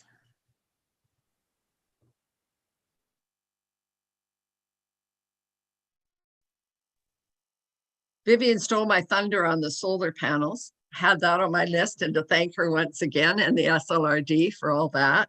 The lighting project at the rec center has been assigned to a contractor, so that's ongoing. Just trying to think here. We're working with Moti on our crosswalks. We had a slight accident on one of them and are realizing that benches, garbage cans, and some of our jade fixtures are hindering that, and hoping to get better lighting through Moti. We've also joined up with Block Watch, seeing as we've had quite a few incidents here in town and surrounding areas. So that's in the works of getting off the ground. We have a coordinator, and he's moving forward on that one. And as far as the lockdown, I think our next council meeting on Monday, I just got notification we're back on Teams. We'll not be meeting at the rec center, so that will be the beginning of more virtual meetings. And on a sadder note, we've lost our building inspector has passed away, Tom Willey. He worked for the district for about 10, 11 years. And prior to that, he was a teacher here in Lillooet, and he will be immensely missed. And I'll leave it at that. I'm sorry to hear that. Please extend our condolences on behalf of the board to your community. Area C. Yes, it's the same, I guess, as everywhere with the restrictions coming back on. Everybody's kind of just staying, hunkered down. The one bright spot, I guess, is logging is still moving ahead. The mild weather, I'm looking out the window now, and the snow line is way up. So we've got, people logging up this way, up the end of the meadows, which is good. So there's people are working. The other thing, the Highline Road is getting towards completion with the resurfacing project. And that's going to be really nice when it's finished. And then it's just a matter of hopefully they maintain it on a more regular basis, because with the amount of money they've spent putting gravel on it, they're going to have to maintain it. So looking forward to that. I know Vivian should be happy. People will be getting in and out of seat a lot easier. So anyways, we'll leave it at that. Thanks.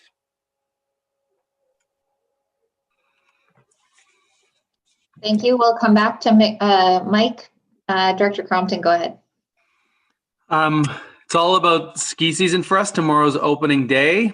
And the reason Director Mack was seeing me on the TV so much is that we're finding ourselves in a weird position that the media wants us to sort of interpret Dr. Henry for them.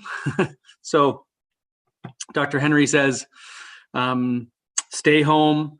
It's a strong recommendation, and ski at your home ski hill. And then she was asked a number of times, does that mean people from Vancouver shouldn't ski in Whistler? And she responded with very vague answers. And so then people want us to interpret that for them, which we resist. I am not a public health expert, and I don't even play one on TV, so it won't try. And so just basically our response has been, please listen to Dr. Henry and take the recommendations that she is providing. The Whistler Blackcomb sort of booking system is being used so that now the next 4 days of reservations are taken up, so you can't go skiing if you have a season's pass, even if you want to. We're seeing no transmission of COVID-19 outside. We met with our public health officer yesterday, and almost all of transmission is taking place inside.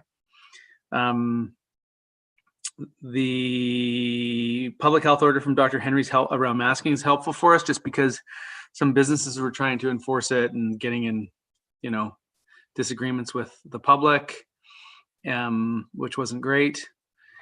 And I would just say, I'm tired. We're tired. We talked about that today. We have a resort partner call where we talk to Chamber of Commerce, the Destination Marketing Organization, TW, ourselves, and the Mountain, and it opened with just, man, are we all tired of this? Hope it goes away soon. But I thought Dr. Henry's encouragement to us to all think about this like a triathlon was helpful, if not a little depressing. She was, I don't know if you heard her, but she's saying, everyone talks to me about how this is a marathon, and it's a marathon, but that's only 1/3 of it. It's part of a triathlon. You haven't even started the marathon portion yet. We're on the bike, and this is a big hill that we're climbing up. We won't be in the transition area until you start seeing vaccines roll out across the country. So that was a bit sobering. I kind of expect that for our town, we're looking to a year from now as far as sort of business as usual, which is incredibly sobering. That there's other things to say, but I think for us, opening day and the connection to COVID is probably the ones that I'll stick to, and let Chair Ford take the rest. We are in our budgeting process, which has been interesting and challenging and incredibly difficult, but we are also engaging with the community differently than we did in the past. So we had about 65 members of our community come to a virtual open house, which no one ever comes to the budget open house. It's a process that we've done forever, and so it's nice to see something different happening. If we can look at silver linings for why we're here. So our budget process is certainly taking us in a hard conversations kind of way, but we're managing that. Whistler Community Services manages the food bank and outreach has been well subscribed to in the last month and a half, which is concerning, but it's also great that there are the resources and that our community is reaching out and asking for help. So we continue to see mental health as a priority for our community. And food bank use is definitely on the rise. So we're alive to it. But I'm very grateful that the schools are open, and I'm very grateful that our community has that there are resources available. So I will now pass it along to Area D, please.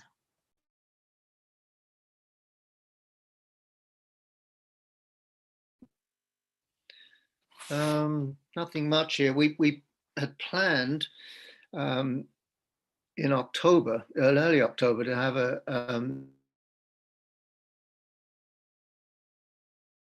a meeting with the or talk about some of the issues that are cropped up during COVID.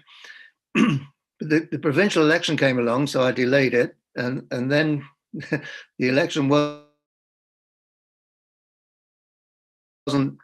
more, and now I'm ready to go, and Patricia is on holiday, so we will be proceeding with that, and the meeting will include the RCMP,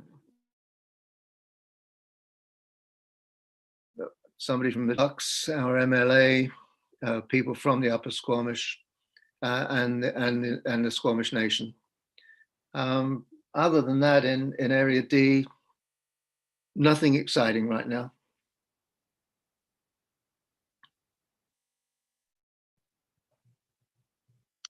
Okay, Squamish.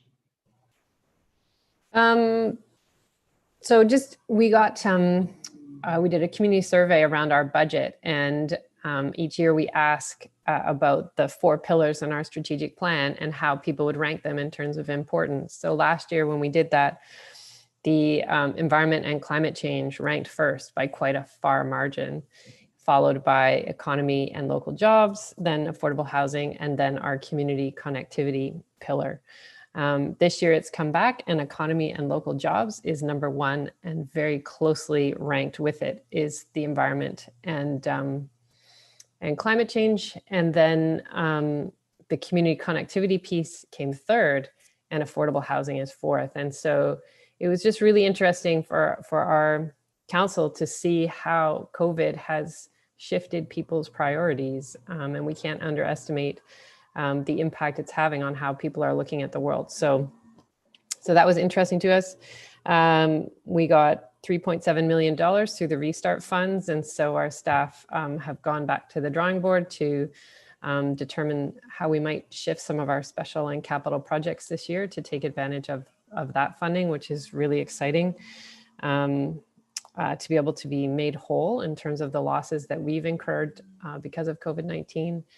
And then finally, next Tuesday, council will be approving, hopefully, there was a lot of support for it, our new procurement policy. And so we had a really great conversation at Committee of the Whole yesterday about our social and green procurement policy. And I would hope that in asking our procurement manager about the policy and whether there was strength regionally, if we all adopted sort of a similar approach to social procurement and green procurement, whether there was strength in doing that. And he certainly didn't think that was a bad idea. And so I would hope that the other municipalities and the SLRD might want to take a look at the direction we're headed in Squamish, and it would be great to see that more strategic procurement and the way we can start to add value in terms of local jobs, apprenticeships, whatever those priorities are across the region into our buying practices. So that is an exciting piece of policy that I'm really glad that has moved forward during this term. That's my update.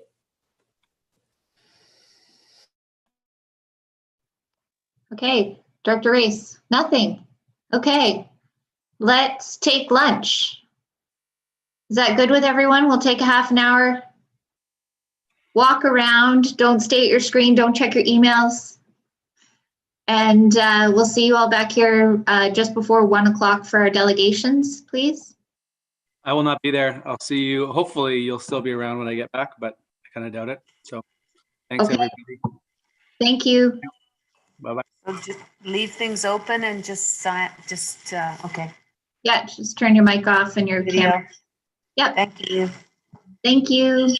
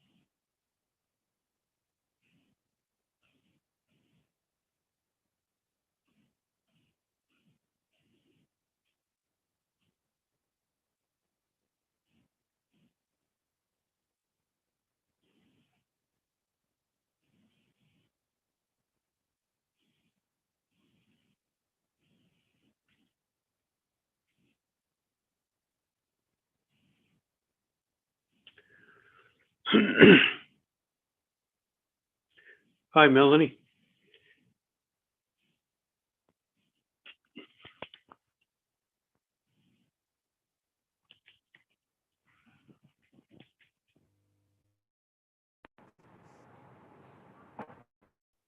This could be an interesting afternoon for me, Sal. I just have a cat that just learned how to open the French doors from the outside on her own.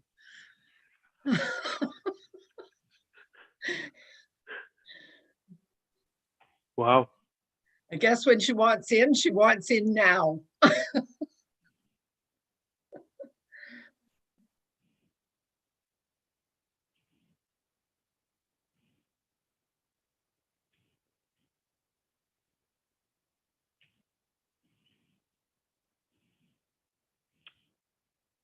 Can you hear me, Melanie?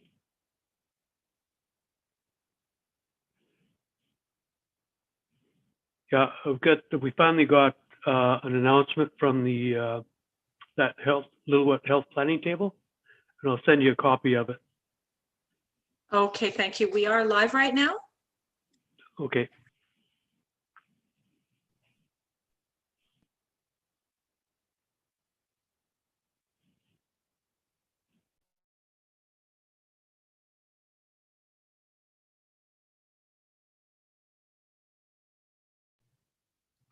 The Blackcomb gondola is turning.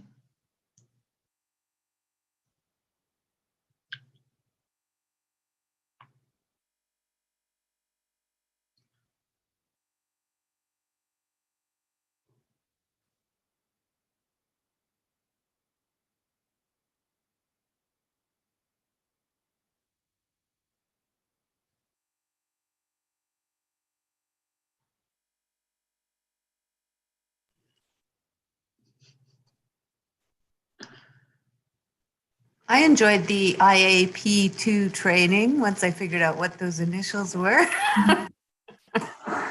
But one of the things I enjoyed the most was that we took at the top of every hour a 10-minute break. That helped me stay on Zoom, I will say. You have to keep that in mind, Jen. I agree with that. It's a good call. We have a session on Zoom this coming Friday that starts at 9 a.m. and goes until 5 p.m.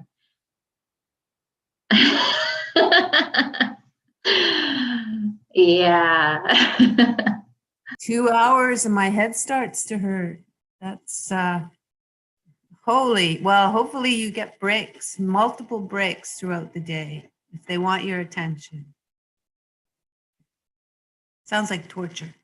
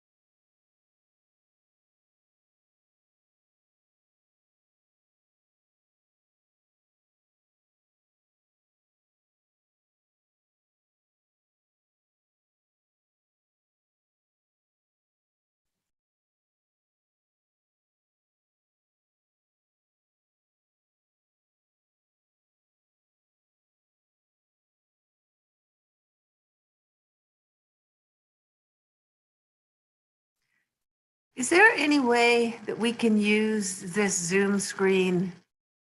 So, because it's really hard as the chair to catch people who are putting their hands up, hey? And like, we've got these reaction things. We've got applause. We've got thumbs up. We don't really have a hand. I wonder if there's some way. Don't you find it difficult to try and watch for hands and follow? No? Can't do it, Doug? You're shaking your head?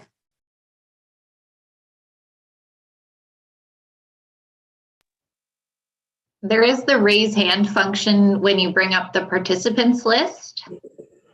Yeah, I don't find it difficult. If you get the gallery thing up, then it's just a matter of whoever's in the meeting hold their hand up until you get a nod from the chair.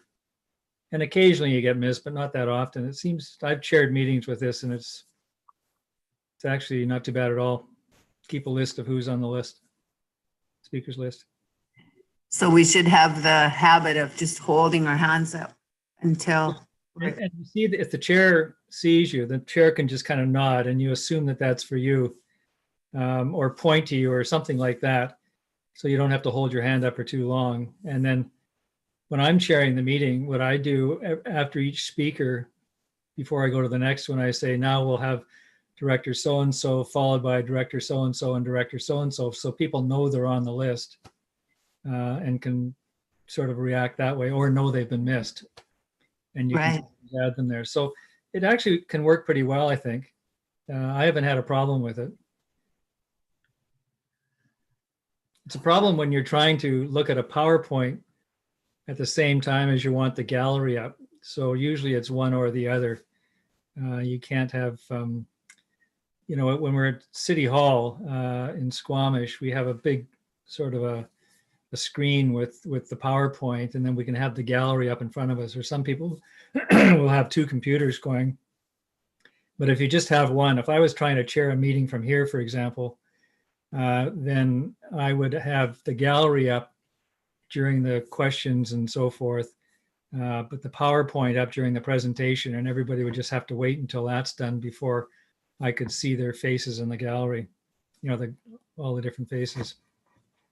I think you get used to it, if you just keep trying it, and also get people tuned up in your panel to put their hand up until you see a nod or something like that. So I don't know that we're waiting for Director Richmond to come back. And I know Jack's not going to be here, so I think we can start. Is that fair, everyone? Yeah, okay. So we'll call the meeting back to order, and we're going to our first delegation, which is, there we are. Wonderful.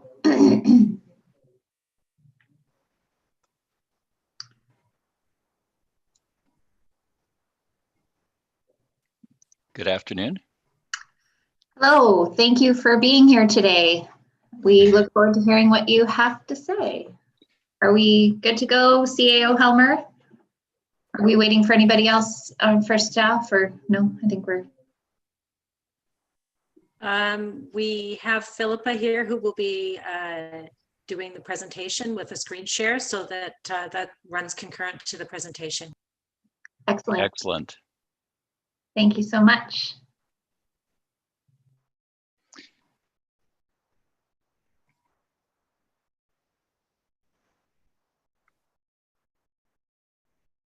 All right. You want me to start?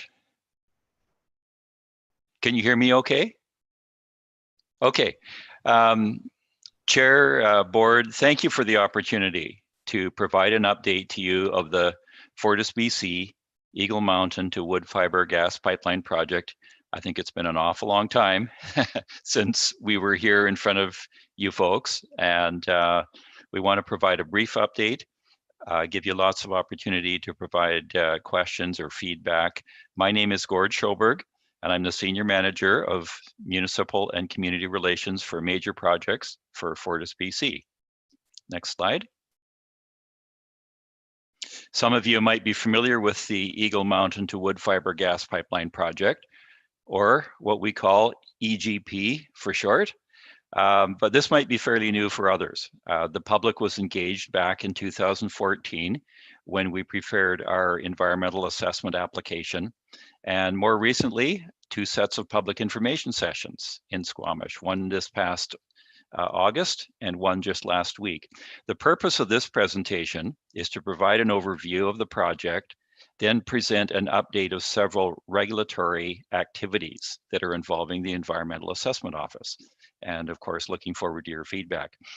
The reason for holding the presentation now is because there's opportunities for the public to engage with our planning process, and we want to let you know about them.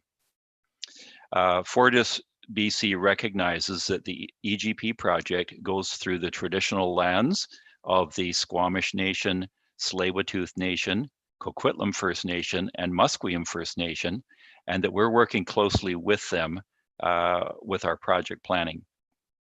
Just a couple of comments about wood fiber. The relationship that we have with wood fiber is strategic to this project. As a public utility, Fortis provides service to customers, and wood fiber, LNG, would be a potential natural gas customer, albeit a very large one. We have a contractual relationship with wood fiber to transport natural gas to them. One of the key commercial documents was just signed yesterday. Further, questions with respect to wood fiber LNG should be sent directly to them. Next slide. Fortis BC is an investor-owned combined natural gas and electric utility, providing service since the 1950s throughout 90% of British Columbia. Fortis BC serves 1.1 million customers, including over 5,200 in the Squamish area. We're regulated by the British Columbia Utilities Commission and the Oil and Gas Commission. Next slide. Whoops, okay. Sorry about that. As a utility, meeting the energy needs of our customers is what we do every day. That's why when our future customer, Wood Fiber LNG, asked us if we could deliver natural gas to them, we began to explore how we could do this and then proposed the Eagle Mountain to Wood Fiber gas pipeline project. The project is intended to expand a portion of our existing natural gas pipeline system, which was built in 1991 to serve the Squamish community, the Sunshine Coast, and Vancouver Island.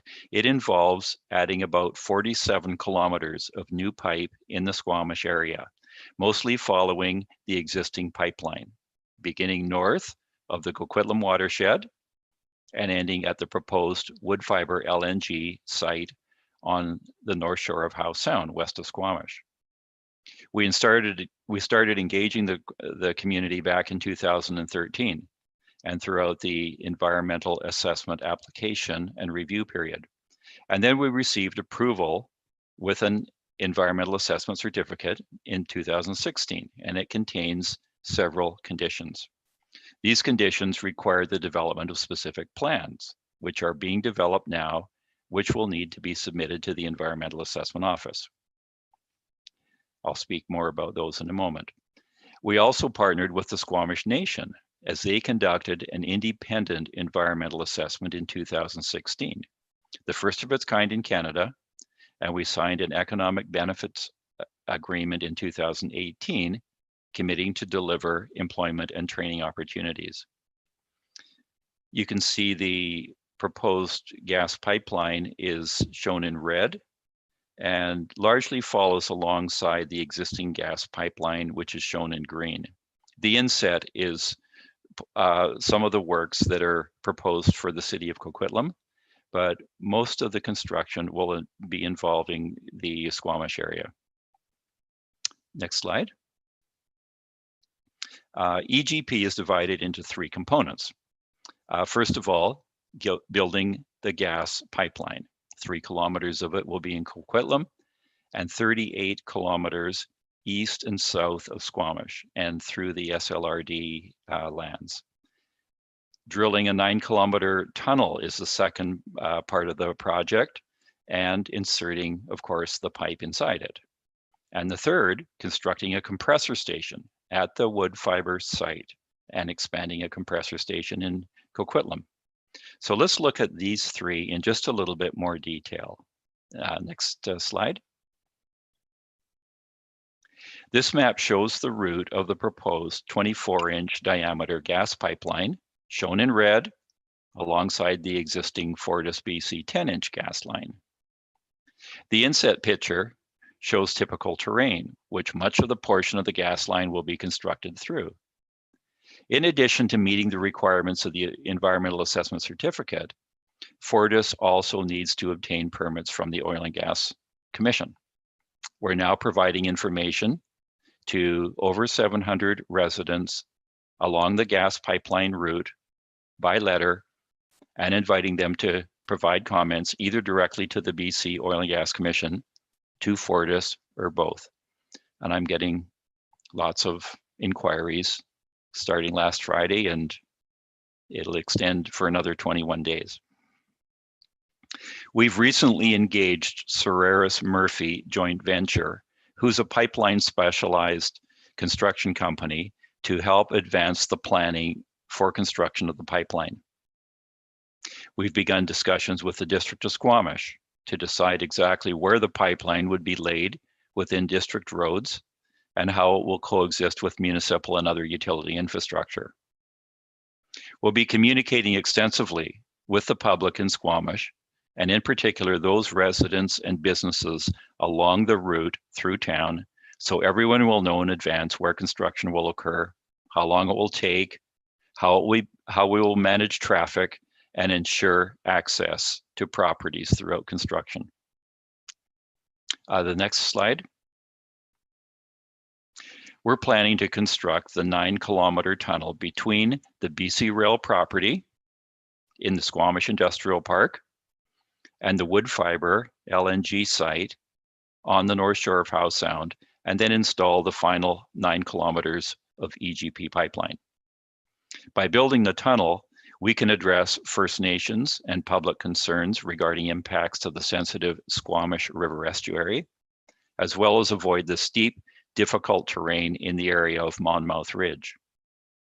We're now putting the final touches on a formal request for proposal, which will allow us to select our preferred contractor in 2021. This RFP contains many requirements, including the need to mitigate public impacts. A business-to-business networking session will be planned with the shortlisted contractor teams in 2021 to encourage local and Indigenous contractors to participate in the construction. Next slide. The location of the Squamish compressor station is planned for the wood fiber LNG property on Howe Sound, instead of Mount Mulligan as previously planned. It will be comprised of two 6,300 horsepower gas turbine compressors. However, the feasibility of using electrical compressors is now under review. The preferred location has been changed based on public feedback received since 2016. This change of location requires that we apply for an amendment to our environmental assessment certificate, which will be presented in more detail shortly. Next slide. While this schedule is subject to change, beginning in 2022, it will take about 6 months to mobilize the tunnel construction at both the BC Rail and the wood fiber sites. Then tunnel drilling will take 1 to 2 years to complete. When the tunnel is completed, then the 9-kilometer pipe needs to be installed. We anticipate this being completed by 2025. As for the pipeline, the current construction schedule includes early works program from May to November 2022 that will include tree removal and site preparation. Pipeline construction work is currently scheduled to begin in early 2023 and be completed in late 2024. For the portion of construction through town, the construction team is investigating the potential to construct in early 2023 and avoid the peak tourist summer season. Construction of the Squamish compressor station and related custody transfer station will commence in early 2022 and be completed in 2025. Next slide. These construction workforce numbers are preliminary and based on project planning to date, so will be refined and updated as we go. We anticipate a fairly stable workforce throughout the year for tunnel workers from 2022 to 2025. That's shown in blue, half of whom will be working at the wood fiber site and the other half at the BC Rail site. Pipeline worker numbers will vary considerably throughout the year, peaking in the spring through the fall seasons of 2023 and 2024 and dropping down during the winter periods. And those pipeline workers are shown in yellow. Compressor station construction workers will be working at the wood fiber site from 2022 to 2025. So total construction workforce numbers are projected to peak around 600 during 2023 and 2024. Workforce accommodations will be carefully planned with our general contractors to minimize adverse social impacts to the Squamish community while also encourage local economic benefit. More to come on this in the future. We've recently received construction workforce numbers from wood fiber and have built a composite view which includes EGP workers. However, unfortunately was not able to include it in this slide deck in time for this presentation.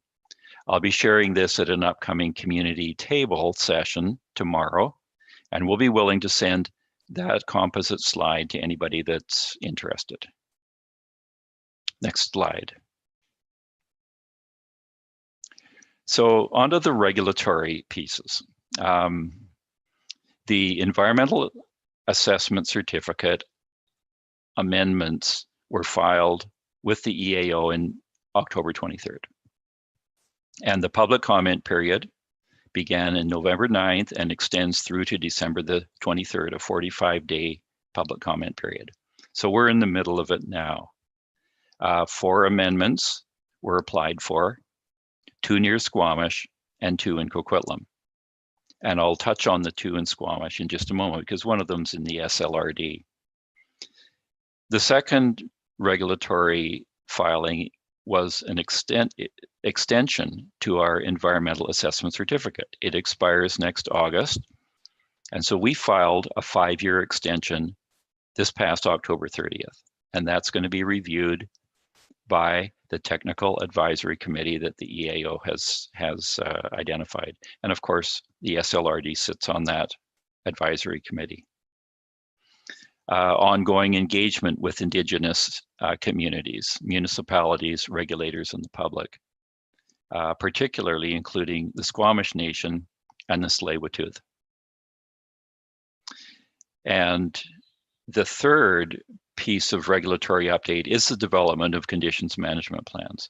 And the community table that we're holding tomorrow, and I believe Wood Fiber is holding theirs in the afternoon, is intended to help support the identification of socioeconomic impacts and mitigations. And we're going to share some more detail about how the community services and infrastructure management plan is intended to be constructed and the next steps in its development and review. Next slide. So this is one of the amendments to our EAC, and this is called the Squamish Corridor Expansion. So what it does is reroutes about 7 kilometers of the previously approved gas pipeline route, and it's outside of the approved EAC corridor, and so therefore it requires an amendment. This was identified through discussions primarily with the Squamish Nation, and what this relocation will do is reduce visual impacts and potential impacts to the Squamish River. Next slide. The Squamish Compressor Station. And many on the board here will recall that it had previously been planned for Mount Mulligan. I've mentioned this in my earlier comments, and so just a couple of photos that show the relocation of this to the wood fiber site on Howe Sound. Next slide. Just a couple of comments about permitting. The tunnel permits have been received from the Oil and Gas Commission. We filed an application with the Oil and Gas Commission for the compressor station at Woodfibre. And I've just mentioned about 700 notifications have been mailed to residents within 200 meters of the approved OGC corridor along the pipeline route. So ongoing engagement with Indigenous nations, municipal governments, provincial and federal regulators. In terms of municipal permitting, we've begun engaging on two fronts. One is with the District of Squamish Planning Department to identify development and temporary use permits that the district believes are needed. And we'll be applying for those permits once we identify which ones are required. And the other is with their district's engineering group with respect to the location of the gas pipeline along Finch Drive and Industrial Avenue. And those discussions are ongoing. So more to come on both those fronts into 2021. Next slide. So next steps. I mentioned the tunnel request for proposal going to market, which is likely going to happen on Friday. Community table, and I can speak to any comments you might have on that. It's going to be held tomorrow. Heading into 2021, the early stages of the year, selecting the tunnel general contractor, and together with Solaris Murphy, the pipeline planning contractor, we want to work with them to identify workforce accommodations for their construction workforce. And then developing a socioeconomic plan with the community table. That is my comments. And I think I was pretty close to my time. I want to thank you for bearing with me in this virtual environment, but certainly be open to any comments or questions that you might have. Thank you very much for that presentation and for being here today. And you're right on your 20 minutes. So would anyone like to ask any questions? Director Elliott, go ahead. Thanks, Mr. Schoberg. Nice to see you. Sorry I can't join the community table tomorrow. I'll be at this meeting, but I wonder if you could speak about the tunneling process and if you've got solutions yet for where all that material goes and what sort of monitoring needs to happen once it's built, or is there any ongoing environmental issues with having a tunnel under the estuary? Okay, I'm going to speak in general, but what I'd like to do, Mayor, is connect with Darren Marshall and get more detailed information if I can get that back to you. In terms of the tunnel material, of course, tunnel material is going to be extracted from both the wood fiber and the BC Rail ends at the same time. The wood fiber end will be rock, and we want to leave as much in that wood fiber area as possible. The material coming out of the BC Rail end will be more silty materials. We haven't got a location for that. And when we choose the tunnel contractor, together with that tunnel contractor, that's where we're going to be selecting, where the material is going to go. We have been working this year, though, at identifying some locations where materials are needed. If we can cooperate with either a local developer, other locations that can use the material, that will be the preferred, solution. But basically, waiting until the tunnel contractor is selected, and then working more on the tunnel the material destination. In terms of monitoring, environmental monitoring, I'll be honest, I can't speak to that. I'm going to have to get Darren to wade in on the monitoring. Now, there's going to be ongoing noise monitoring at BC Rail. We've undertaken some noise studies to develop the kind of the pre-construction noise levels in several locations around the BC Rail site. That was undertaken this past spring, and that will be measured against construction noise coming out of BC Rail to make sure that we're staying within the noise limits, and that the contractor has appropriate noise mitigations in place. I'll just kind of go beyond that a little bit. There's a whole list of potential impacts, public impacts, to that tunnel contracting at BC Rail, and I've identified them. I've required that the contractor builds public impact mitigation planning around each of those. Once we select a tunnel contractor, part of their selection will be how they intend mitigating public impacts. And so we're going to be into Q1 and Q2 next year as we look at bids that come in. That's going to be my focus, is how are they going to monitor and mitigate public impacts. And probably the biggest one is going to be trucking along district roads. And it was just this past week that we had another discussion with district staff around their engagement with that once those decisions start to get made. So nothing is known yet, but lots to come. And then someone in my community raised the issue of acid rock drainage from the tunnel. I wonder if you could explain to the board what that is. I will in a non-technical way.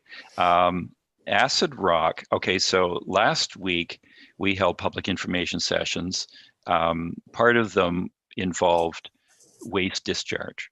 And there's a number of different types of wastewater discharge. And we're required by the Oil and Gas Commission to apply for permits with respect to wastewater discharge. There's several types of wastewater. One of them is on the wood fiber end.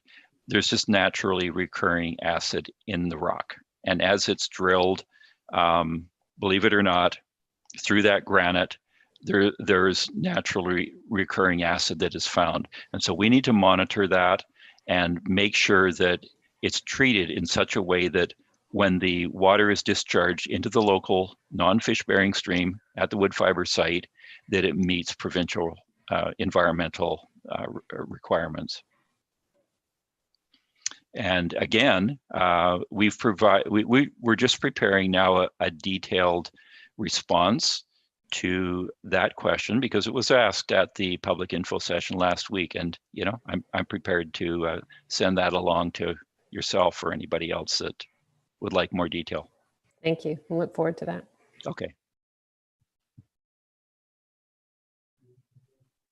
Okay, seeing no other questions, thank you very much for being here. Oh, Director Demare, go ahead. Thank you, Director Jen, Chair Jen. Gord, just wondering, in the tunnel, is it going to have a casing on the inside, or is it going to be left natural? Yeah, good question. And on the wood fiber end, it'll be left natural because as you drill through the rock, of course, just kind of holds the sides of the tunnel. It'll be about 14 feet in diameter. So it's going to be a large tunnel that's going to be required to carry, rail tracks so that you can move the material in and out. On the BC Rail end, though, the tunnel will have concrete sections that are installed because it's a silty material. After the construction is completed, the intention is to seal it off so that access is no longer available. Thank you. Okay. Any other questions? I thank you very much for being here and presenting to us today, and we will see you again. You bet. Thank you very much for the opportunity. Take care. Reese? Or just waving? Very good. Our next delegation today is, I'll let them get online. Okay, I believe we have Ms. LoCicero and Mr. Shepherd from BC Hydro. Thank you both for being here. We apologize that we're a little bit behind on time, but here we are, and you have 15 minutes allotted for your delegation today. Thank you. You can hear me, right? And you can hear me, I'm hoping. Great. All right.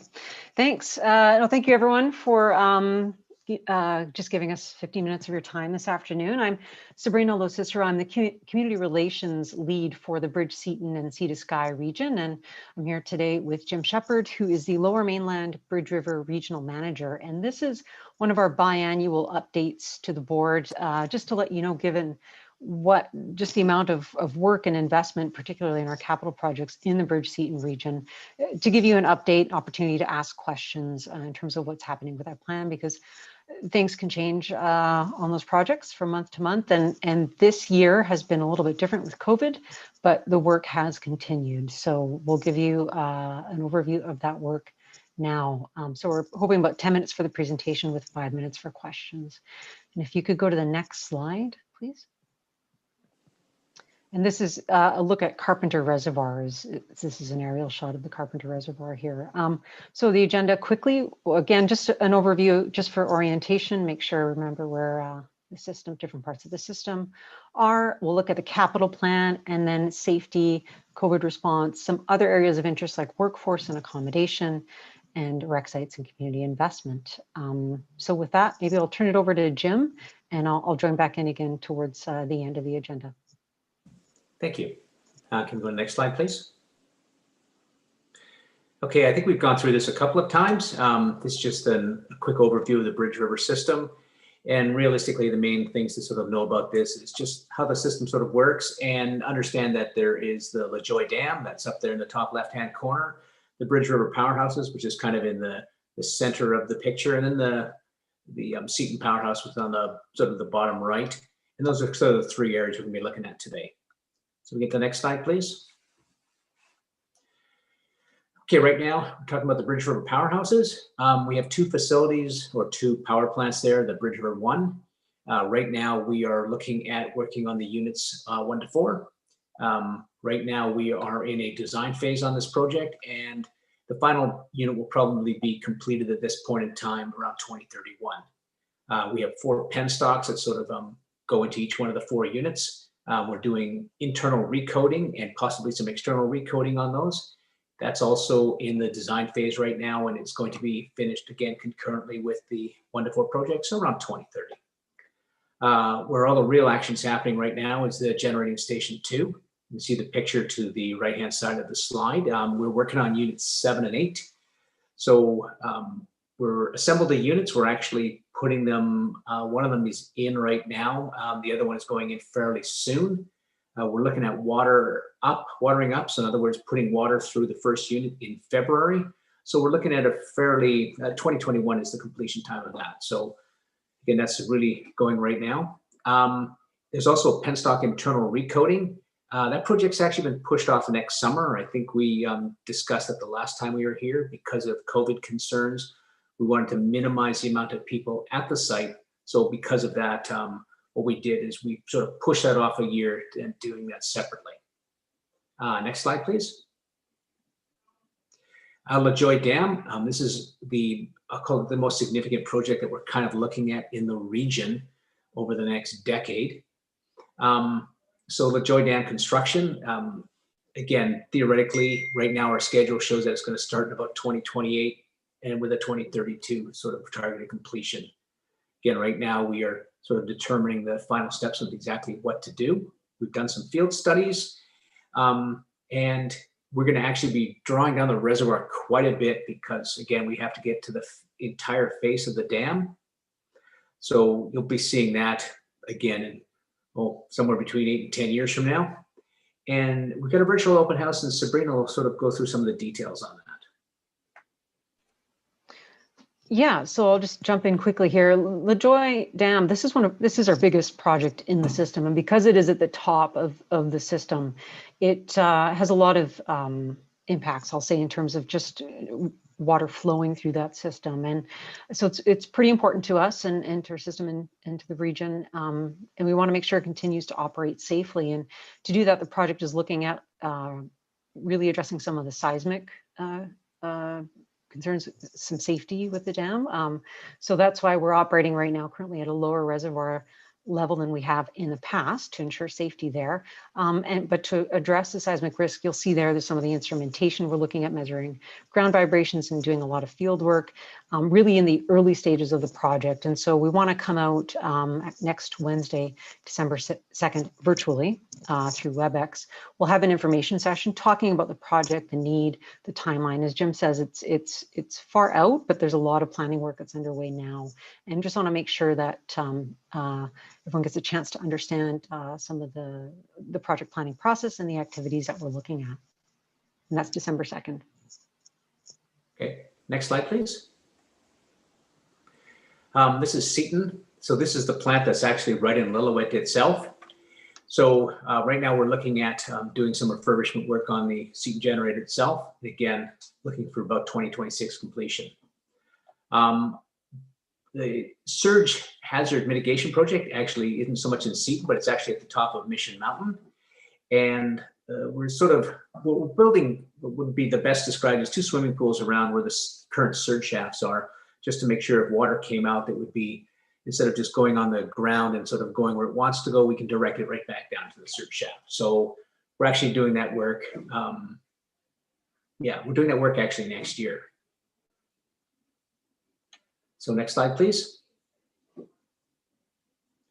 We got some transmission projects. Bridge River Terminal is the big terminal station that's right next to the Bridge River Power Plant, sort of on the other side of the penstock from the plant. We're replacing a transformer over there in about 2023. We've also got some other work happening at Bridge 1, and that's mostly just smaller transformers and some work for the local infrastructure for the Seton Portage and Shalath area. So just some 12 kV work. So that's going to be finished about 2021. We're also looking at the transmission line that goes from Bridge River, and that goes all the way over to Kelly Lake. And most of the work that we're going to be doing is between Bridge River and Lillooet itself to replace some of the equipment that was damaged during the fires. But there is some upgrade work that we're going to do on the entire line. So we'll be seeing that sort of happening somewhere between 2023 and 2025. Next slide, please. Safety right now. We'll get more into the COVID on the next slide, but you know, we do have a overall safety management plan in BC Hydro, including the facility itself. And again, that includes, you know, how we travel, how we work alone. We've got a code of conduct that we've been working with locally, both with, I think, if I remember correctly, Sabrina, Lillooet, and in the local area, just to ensure that our workers, even when they're not in work, are actually being respectful to the communities that they're in. Again, evacuation procedures and policies. And we go to the next slide. I think that's what, oh, sorry, no lost time incidents report in the last sort of time since we've been here. So, I mean, it's actually been a good safety year. Next slide, please. Okay, I mean, this is the one that we've been spending a lot of our time on, and we are continuing to spend a lot of our time on, which is to ensure the safety of both our workers and the communities that our workers are working in. So we are following all provincial and federal requirements.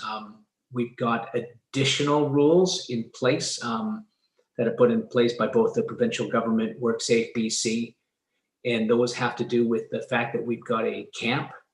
We're working the camp conditions over at Bridge. So we've got safety protocols in place where people check in and do the self-assessment that the province has sort of put in twice a day. So before they come in the morning and before they come back at lunch. So that's the process we have. We have actually scaled back the work quite considerably in the region. We were going to have, right now I think we have 75 peak. We'll get that in one of the next slides. But we were supposed to be having up to 125 to 130 peak people in the region. So we've scaled back that to ensure that, again, the safety of the workers, we can make sure that we've got the proper social distancing, we've got, you know, everything in place. And also lesser people in the local area to ensure that we're also keeping the local population safe. Again, you can go through, we've got pods in place. In other words, we're trying to make sure that we've got workers who are working, they are only working with the same 4 or 5 people every day. We're not, so if there is an outbreak, we can localize that to a very, very small group of people. And again, we've got ongoing monitoring twice a day in the case of Bridge River. Go to the next slide, please. It just sort of gives you general workforce numbers, but again, we peaked at about 76 workers in 2020. All the construction work is going to be happening between August and next February, and that's when we're going to get the units watered up, as I was mentioning. Next year, we're going to only have 50 workers, and that's mostly going to be people who are going to be working on the penstock. So again, we've got very localized work. Next slide, please. Again, we've gone through this a couple of times, but accommodations, if we're doing work in Bridge 1, Bridge 2, and the Bridge River Terminal, we're mostly going to be putting people in Shalath and Seton Portage. There's a hotel there, there's some houses there and cabins, and that's where we'll keep all the people. If we've got projects that are happening in Seton, which are going to be happening in a few years hence, I mean, we're going to be putting all the workers in Lillooet. And usually in Lillooet, we'll put either local hotels or local private houses. Next slide, please. And this is just an overview of the accommodations and where the workers are. Can I get the next slide? Oh, perfect. Now I get to pass it on to Sabrina, who will go through the status of recreation sites. Thanks, Jim.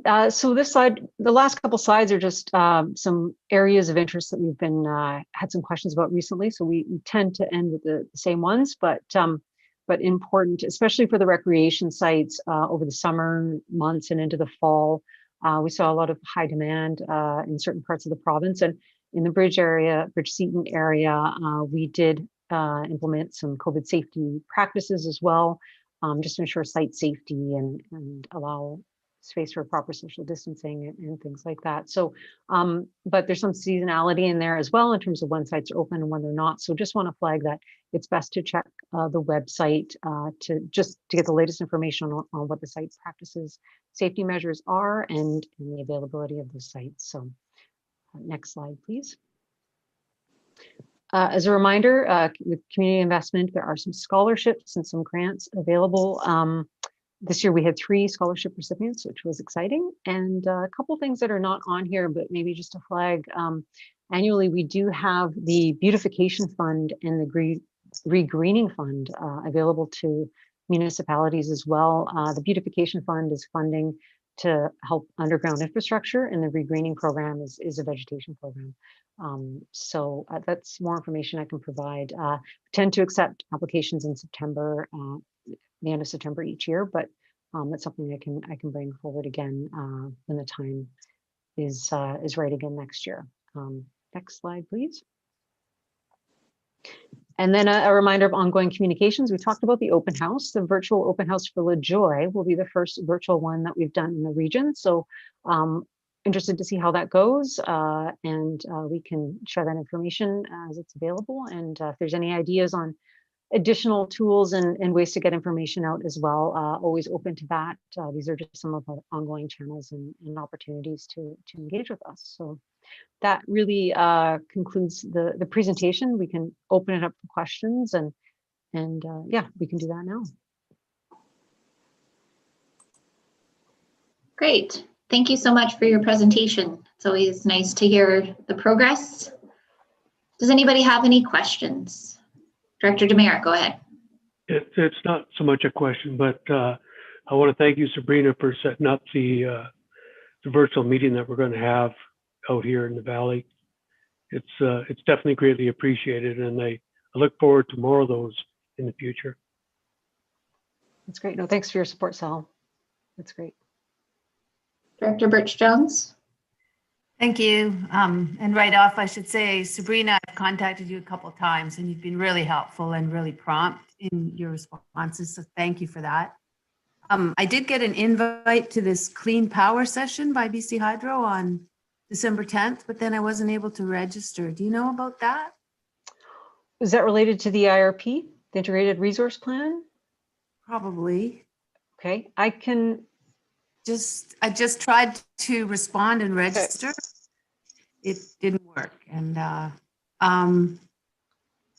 noticed that you closed the canal during the fall salmon runs. Did that help with the returns up at Gates going up through Seton and Anderson Lake? You mean not the change in flows as a result of the outage, but dewatering the Seton Canal, or the? No, I just noticed that it was not running for some considerable time during the salmon runs, and I was hoping that that was related to not confusing the fish, and I wondered if it made a difference. No, you're talking about the generator not running during the time that sort of the salmon run time? Exactly. No, actually that was due to a catastrophic failure that happened on the unit itself. So we were fixing it. Oh. Yes. Well, that was generally a good time. Possibly, yes. But again, it was a little stressful for us because we were having to do a lot of managing on the Seton River because we were concerned about we really had to manage carefully the amount of flow down the Seton River. Yes. And I'm extremely jealous of that house. It looks beautiful. So did that hotel you showed. Was that actually the hotel in Seton, that picture? That is correct. That's actually in Seton Portage. That's the Little Tam Mountain Hotel. That's nice. That's nice to see. I haven't been inside. I've heard it's very nice. I have two more little squeaks and I just have to put them in. I bring this up and I talk to the local guys about it. Number one, at the powerhouse site, there's a couple of garbage cans that routinely, when the wind blows, send a whole bunch of garbage right over the fence down to the shoreline. And because I organize the shoreline cleanup, I hear from the volunteers, and I myself have picked up a heck of a lot of garbage. It just blows out of the work yard. The solution is pretty simple. I'm assuming you're talking about the Seton Powerhouse? Correct. Thank you. I will talk to the manager over there to make sure that he will do something about it. He's heard from me before, and they're great, but I just think maybe a preventive solution would be great. Well, And right, he works for me, so I can actually make sure he does something. thank you. I see the guys clearing under the lines here in the Seton corridor, and they routinely take out all the small shrubs. I understand the overall reason for doing that, but they are very good at taking out the shrubs and the small trees and leaving the invasive species. And I just wonder if they couldn't sort of address some of the invasive species along the way while they're there. It just seems like a logical use of their labor. At this point, what is happening is, of course, they are sort of supporting the expansion of the invasive species under the line, and I just don't think that's the way we want to go. Thank you. The rec sites. Yeah, I know that it was complicated with COVID this summer, but I really want to say that the campground, we missed it desperately, and all the rec sites that BC Hydro has in the area, they are incredibly important to us. And so thank you for them, but if any more could be done in terms of enhancing and maintaining them, that would really be appreciated locally. Thank you.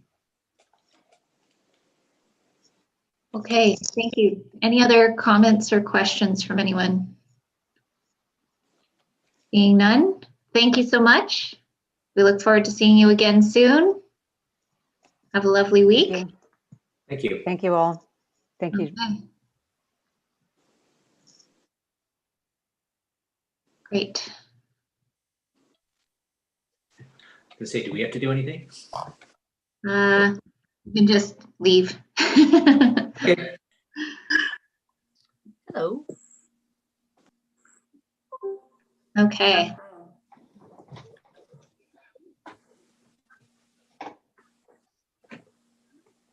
All right. Thank you for being patient. We appreciate your waiting. We are a little behind on schedule as far as these delegations go, but we are grateful that you're here. And I see that you've had a fourth member join you. So with that, I will turn it over to Ms. Gims. Thank you, and take it away. Hello. Well, first off, thank you for the opportunity to appear today before the board. I'd like to start by introducing our delegation. We have a couple of board members joining us, Eileen Keenan and Andrew Gossie. We also have David Cameron. David is a part-time resident of Birken, and he is also with ECOM 911. We are, as a community, extremely grateful that David is always willing to help and share his expertise with us. But I need to make it clear before we start that David's capacity here today is as a Birken resident, and he is not representing ECOM. A little bit about the Birken Fire Department. As many of you know, Birken is located about halfway between Mount Currie and Darcy, and it's about a 30-minute drive from Pemberton. The Birken Fire Department is governed by a volunteer board, and we receive our funding through an SLRD contribution service bylaw. We have about 15 volunteer firefighters that respond to fires and emergencies from Pool Creek to Darcy. And I just want to note here that Devine and Darcy are outside of our established boundary, but that's an issue for us to share with you another day. We are here today to bring the board's attention to some serious concerns related to the 911 service and Birken's fire's ability to respond due to communication and system challenges. We have, I lost my spot in my notes. We also have some potential solutions to offer for the board to consider. The two issues that we have, the first one is the antiquated telecom system, the result of which is unreliable phone and internet service. An example is if you're a new resident to the community, you cannot get ADSL because of the fact that they have no available circuits. And when a circuit or a port fails, it cannot be replaced. That is an existing service to a home that is suddenly gone. So we're really challenged there. The second issue is we have serious concerns related to 911, the 911 service. And again, Birken Fire's ability to respond. And an example there is at times ECOM 911 and Birken Fire cannot communicate. This is primarily due to weather events, down power lines and telephone lines, which result in long power outages and the loss of telecom services. So although we have come here today with two separate issues, they are very much tied together. We've identified 4 areas where we'll be seeking the SLRD's assistance. The first one is requesting funding for a backup power generator at the fire hall. Second, ask that you work with TELUS to house a backup system at the TELUS Devine Hub. And third, to upgrade the internet connection to the fire hall. Some of those things we can't deal with because that has to go through the 911 service.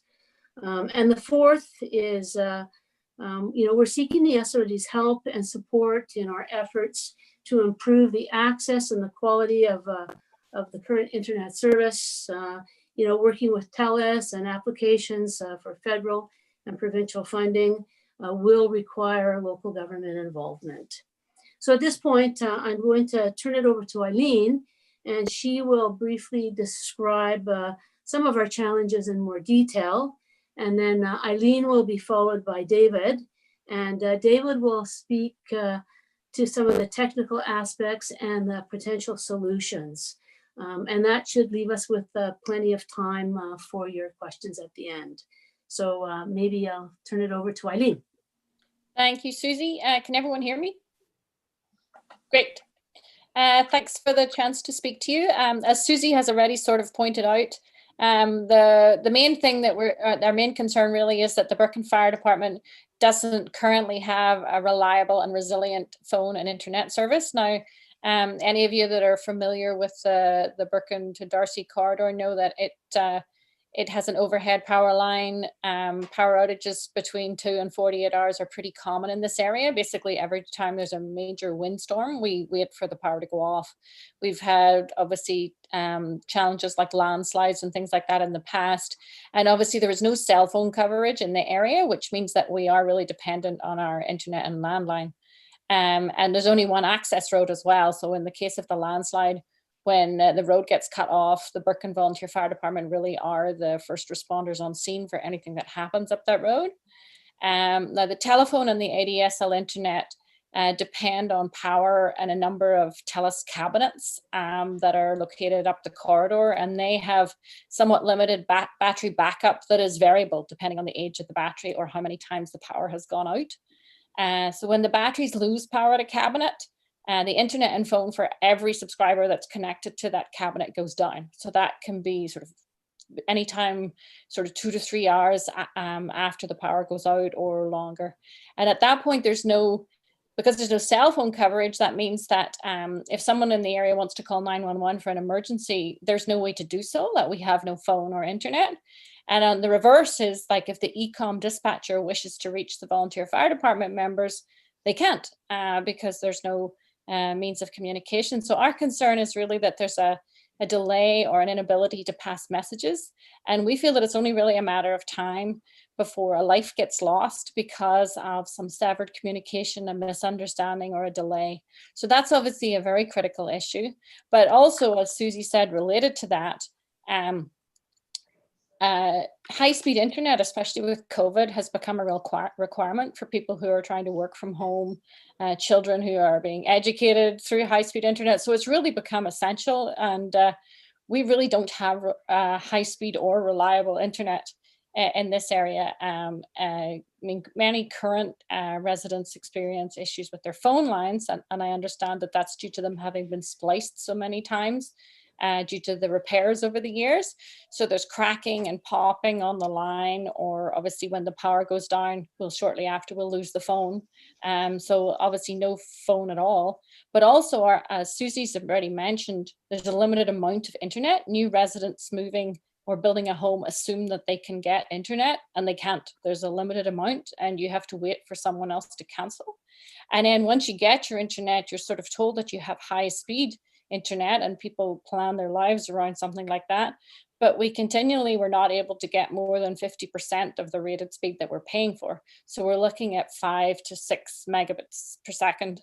And so it doesn't really matter what you think that you're going to get. That's really all that's reliable.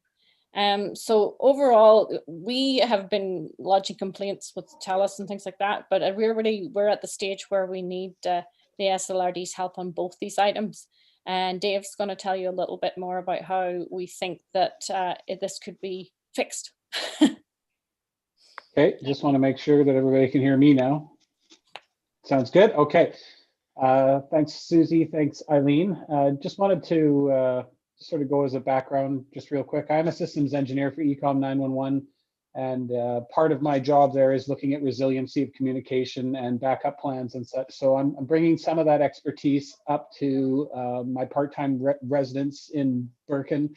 But as Susie mentioned this before, I'm not representing ECOM in this particular communication. So we're kind of asking for 4 major things. And one of them is to install, the most important thing I think is to have some sort of backup communications link between ECOM 911 and the Birken Fire repeater, which is located at the fire hall. And we believe the best way to do that is, as they mentioned, there's these cabinets up and down the road that are powered by battery backup. However, there is one that's referred to as a central office, but we refer to it as the Divine cabinet that has a generator installed. It's part of the main fiber span that goes between Lillooet and Whistler, and it's sort of the center hub of that. So TELUS actually has backup power there. Not only that, they also feed the fiber from 2 directions. So any sort of phone line or internet that's based out of that TELUS cabinet in Divine would have both backup power as well as resiliency by being fed from 2 directions. So we're suggesting that, or I'm suggesting, or I have suggested that they install a backup radio device that can talk to the repeater at the fire hall. That it's a telephone line. So it's basically just a phone line, a device, and a radio and an antenna outside. And what we would require is the SLRD to enter into an agreement with TELUS to house that equipment inside that cabinet, which would, if all the other phone lines were to cut down, if the power is down, we would still be able, ECOM would still have a way to use a telephone number to dial into the repeater. That would increase the resiliency several fold from what we have right now. The next piece is to procure and install a backup diesel or propane generator at the Birken Fire Hall. This would require some engineering, a suitably sized genset, an automatic transfer switch, and probably 72 hours of fuel capacity. This would ensure that there would be no loss of the vital repeater that's used for the volunteer firefighters to communicate with ECOM, as well as with each other, as well as with the Pemberton Fire Service when they're backing each other up. This would also ensure that the firefighting apparatus that's kept at the Birken Fire Hall can be warm and prepared to go in the case of an emergency during freezing temperatures. And it would also sort of allow the fire hall to be a central gathering point if necessary in case of an emergency, someplace that would have power and water and a toilet, for example. So we talked a little bit about this. The third thing is to improve the resiliency of the internet connection to the Birken Fire Hall. TELUS would have to redesign the way that the connection's made. Currently, it's using one of these battery-powered cabinets, as well as some pretty dicey phone lines. So what we're suggesting is similar to what you've probably heard of in other communities, is a service called Fiber to the Home, or FTTH. And it's similar. It was recently rolled out in Pemberton and Mount Currie, all the way up to Owl Creek. The passive nature of this type of network would solve actually 4 issues. It replaces the aging copper wires that provide the service to the fire hall and the residents. It makes the power problems at these remote subscriber, these TELUS cabinets obsolete. It provides access to high-speed internet to others that can't access it currently, as well as allows the use of 21st century speeds and technology, which is required for the remote learning and working from home. So just to kind of reiterate the asks, we're asking that the SLRD procure a telephone backup system for communications to ECOM and enter into an agreement with TELUS to locate that equipment within the TELUS Divine cabinet. That the SLRD procure the components and services for a backup generator for the Birken Fire Hall, and that the SLRD approach and advocate TELUS about improving the resiliency of the phone and internet in the valley, specifically targeting the fire hall to improve our communication reliability. So that's what I had there. I'm not sure, Susie, did you want to anything in anything that I forgot to mention there? No, that's great. I think at this point, we'd like to, see if there are any questions from the board members.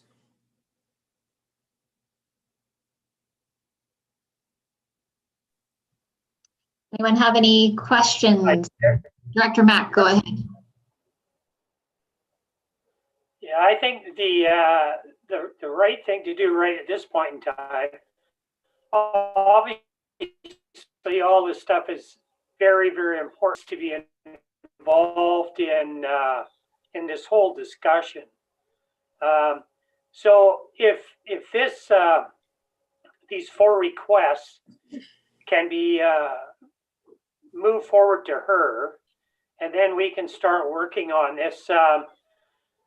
I think the generator and that portion of it, I don't think that's hard to do, other than getting some, somebody to tell us what we need for that facility, and then get one installed.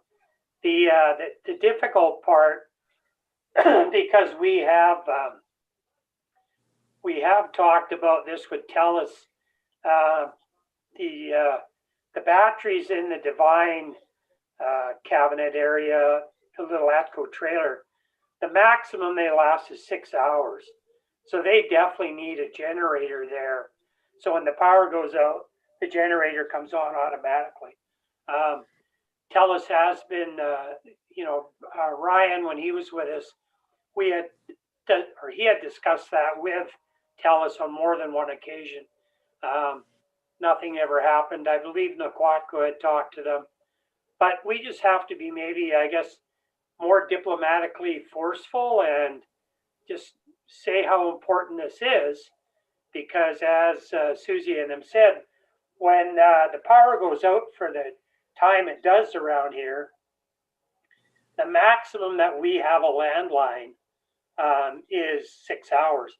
And then there's absolutely no communication whatsoever until the power comes back on, which is, it's just unacceptable. I mean, if somebody has a heart attack up here or needs RCMP ambulance, there's no way of getting out unless you happen to have a satellite phone, and they're few and far between. So I totally support everything these guys are talking about. So, but we definitely have to get Sarah involved. Thanks.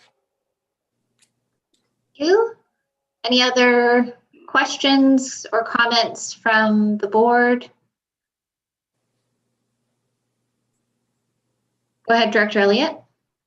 Just maybe a question through to Director Mack. Is this one of the areas that we would consider in an application for the broadband funding at the federal level, just to improve the resiliency of the phone and internet connection? Yeah, absolutely. And I know that our MLA, Jordan Sturdy, has definitely been working on this, over the last number of years. And I don't know where it's at with our new MP, Patrick Wheeler. I'm sure that he's aware of the issues.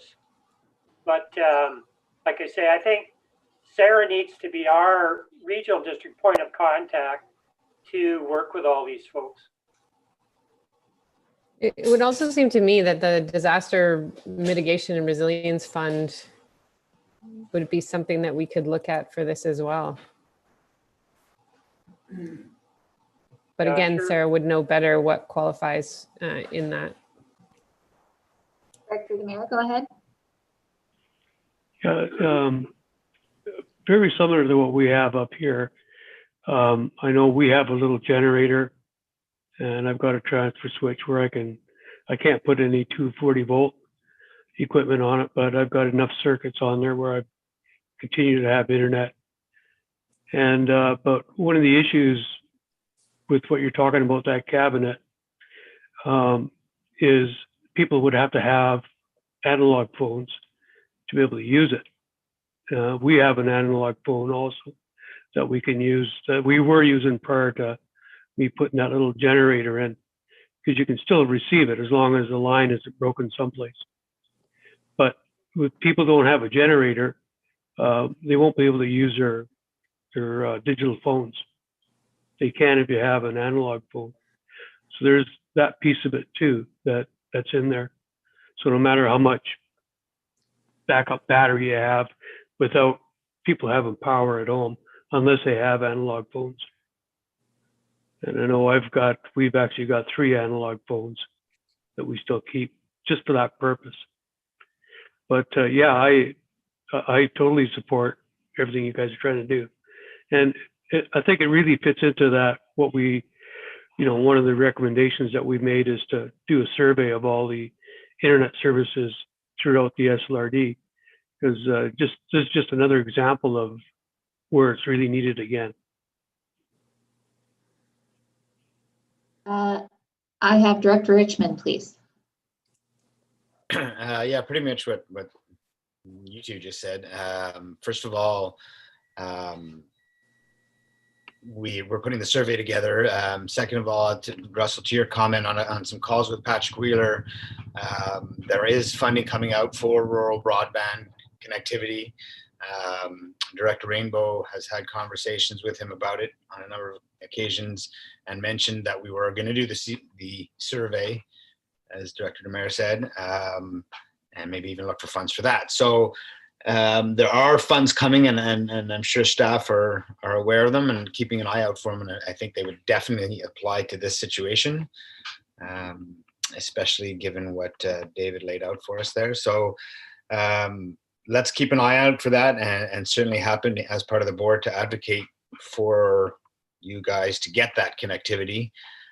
With regards to the cabinet, you're looking for the board to enter into an agreement with TELUS. Is that something we want to action with staff and see what that looks like? I don't really know much about that, but is that something we want to actually action, or has staff actually had recent conversations with TELUS about this? CAO Helmer, do you have a response to that at this point? Thank you, Chair. What I can say is I know that at the staff level, we have communicated this situation to TELUS on a number of different occasions, and that they are aware of this being an ongoing problem. I think that some elected official involvement in terms of advocacy and push that would be above the staff level would be beneficial.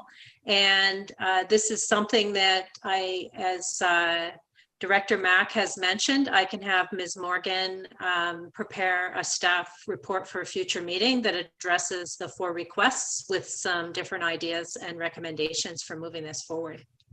So I was about to make a motion to have staff, pardon me, contact TELUS to reopen these discussions, letting them know it is the board's will, or would you prefer we wait till you bring that report back, CAO Helmer, and do it all at once? If you're agreeable, we'll make sure that we action this, and we'll provide further information in support of the decision-making process. Thank you. Can I ask a question? Go ahead. Of the board? I just, in terms of moving forward, it would be really great if we could connect David Cameron with Sarah to sort of go over the recommendations that are being proposed, because he does have the technical technical expertise to be able to present that information to her. And I'm wondering if, how we should go about that. Is that question number one. And my second question is, what's the timeline for the survey? I'll pass that back to the CAO. Thank you, Chair Ford. So if you, Ms. Gimsey, if you want to just send the contact information across for David, then we'll make sure that the 2 of them are linked up. And the last board meeting that we had actually included a direction for staff to look into getting costing and further information regarding the survey and subsequent report, and that's being investigated by staff. So we don't yet have a timeline on what that would be. And part of that is also to explore whether there could be grant funding to assist with that survey because of the costs associated. Right. Thank you, and welcome to the SLRD. Thank you. At UBCM this year, we did have a meeting with the Minister for Citizen Services, and we advocated on this very topic. So it's certainly in line with the will of the board, and there is certainly a great deal of support for connecting all of our citizens to this service. So thank you so much for your presentation. Is there any final comments or questions from anybody? I don't want to cut anyone off, but we are, go ahead. I just wanted to make a comment, something that Russell had said. There actually is a generator already at this Divine cabinet, and we're not asking them to install, we're not asking TELUS to install a genset. It already exists. I've actually been inside there with a friend of mine. So that was one thing. And another thing that Mr. Demare said was about backup power in the house. One of the things is if they do upgrade our technology, it then puts the onus on the end user to make sure they have the backup power required to keep it going. The rest of the device is all passive. So I guess in short, the technology exists to fix this, and it's just a matter of having enough people or enough push to get them to actually do it. I mean, they want to do it because they don't want to maintain this old equipment. And we need to do it because we need to make sure that this area of the SLRD has access to the same thing that many others do. And just a reiteration, I think it was said at the beginning, but just remember that there is absolutely no cell phone coverage in this valley at all. And I just would hate to see somebody lose their life over something that is very easily solved and could simply be remedied by an upgrade of technology. So thank you for allowing me to say a few more things. Thank you. Okay, well, thank you to the four of you for being here today, and we look forward to continuing this work with you. Thanks for having us, Jen, and the members of the board. Thank you.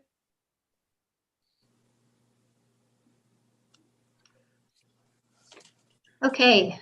Now, oh, go ahead. So there was no resolution passed. No, I think we've left it with the CAO to work with Ms. Morgan on next steps and bringing back a report with what we're. Okay, thank you. Yeah, I think we're good on that. Okay, so we left off, we finished with the board report, board roundtable, and our last person to report back is Director Richmond. If you want to give us a brief. Oh, that's catching me off guard. Sorry. We can come back to it if you want. Finish all the way through 11.9? Yes, I do believe. You didn't sign me up for a whole bunch of committees while I was away, did you? Yeah. Yes, you did. Yeah, Yeah. just moved, seconded, and voted on. Created a whole bunch of new committees for you, so. Right, perfect. I don't know that I have much. I'm sorry, you know, we're on all these different calls and we update each other, so I don't know what I've updated the board and what I haven't. I don't know what to say. It's head down as orders, and there's a lot of trepidation going into the fall or into the winter for our businesses. There's a lot of fatigue. We're managing all that as best we can. I've got a virtual business walk in a couple of days. We got a couple other recovery resiliency type pandemic projects on the go. don't really have a lot for you guys. I'm sure I didn't have a chance to think about it. No problem. Thank you. Okay, so we are now on 13, late business. There was none, CAO Helmer? Or I guess there was the amended item to add to the agenda. Yeah. That's correct, Chair Ford. There was the one item. Okay. So first we need a motion to accept adding that. Moved by Director Elliott, seconded by Director Birch-Jones. Anyone opposed? Motion carries. Okay, so now we will deal with that one item and we will go back to Director Richmond to tell us more. Thanks. So I'm going to give a really brief history for some of the newer board members, but PVIS is a committee that was put together between the village and Area C to govern joint services and joint interests, joint services specifically. I sit on it with Councillor Zant, Director Mack, and his alternate Jan Kennis sits on it, so there's 4 of us. And again, it's all about joint services. Little bit of background. In the past, the Village of Pemberton had a fund, 2 funds that we use sort of as our grant and aid to support groups and initiatives, joint services specifically. I sit on it with Councillor Sant, Director Mack, and his. There we go. Man, do I sound like that? We had at the Village a fund, a couple of funds for grant and aid to support local groups and initiatives.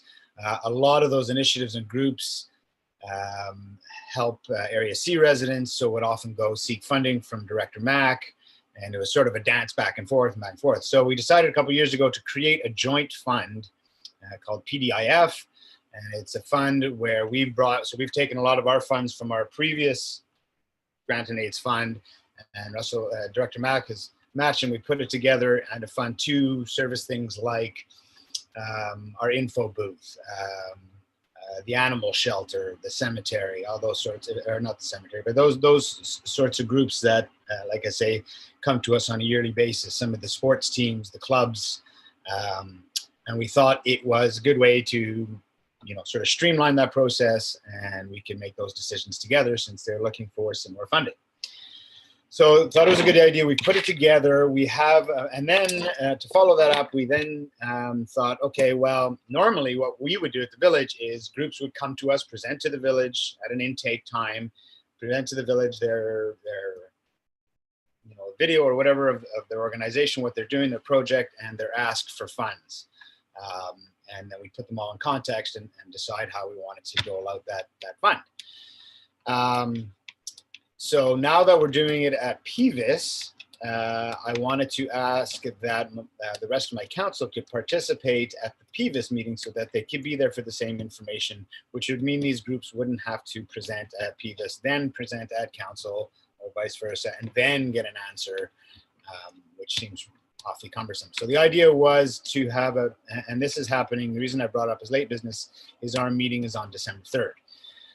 So the idea was to be able to allow for my council to sit in on the previous meeting to hear the presentations and provide, ask questions if they wanted, or maybe provide a little input into the conversation. This was deemed to be a bit of an issue by some of the staff. So I wrote a letter on behalf of the council requesting this. And then we got a response from SLRD staff saying this is a board issue and it has to come before the board, which I'd like to question as well.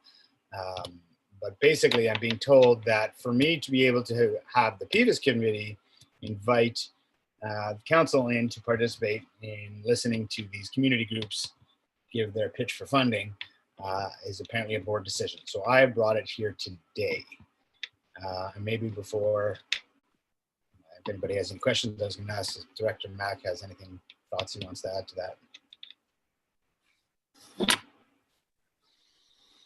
Mack, do you want to speak to it? Yeah, I'd like to have the CAO just explain what her concerns were with doing that, I guess in that way. So if we could do that. Go ahead, CEO Helmer.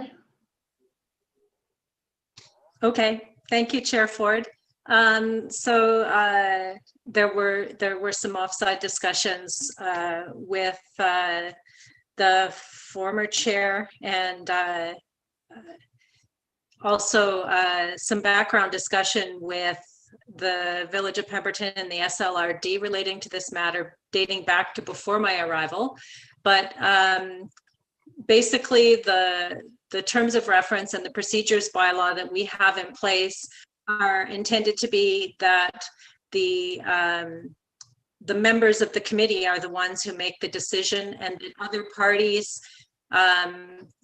would not be attending. It's a standing committee that's been established by the SLRD and the board, and other parties are not participating in the decision-making or influencing the decision-making of that body. And as a consequence, the recommendation and the discussion that we had up until this point was that if there were an opportunity for the Village of Pemberton to have this discussion at their council meeting, then the members that represent the Village of Pemberton could bring those questions to the applicants, and that in fact, instead of a decision being made in the month of December, that could be deferred to January, so that subsequent to the presentations of the different applicants, there could be a dialogue back at the Village of Pemberton table, as well as by members of the SLRD who are appointed to that committee, so they could have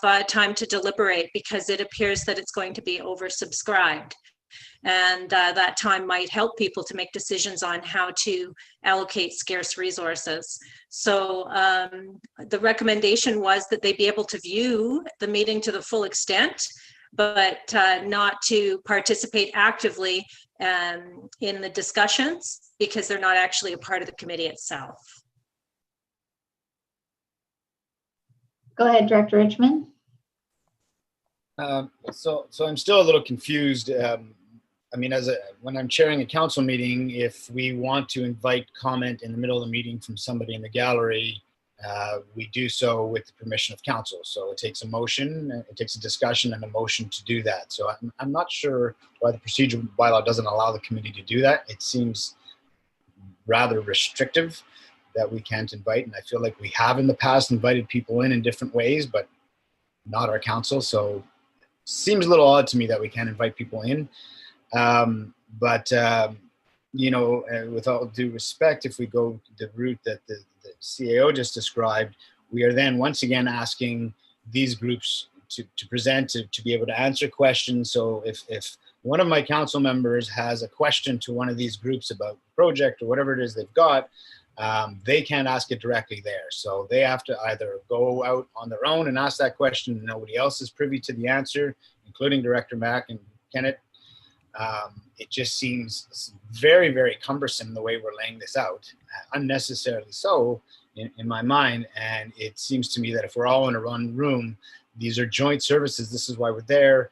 It would lead to good conversation, and we would all like to, I'm sure my councillors would like to hear what Director Mack has to say, and vice versa. And I think it would lead to good conversation. These are community groups coming for community funds. So I am very reluctant to ask them to come present at 2 meetings or be available for 2 meetings.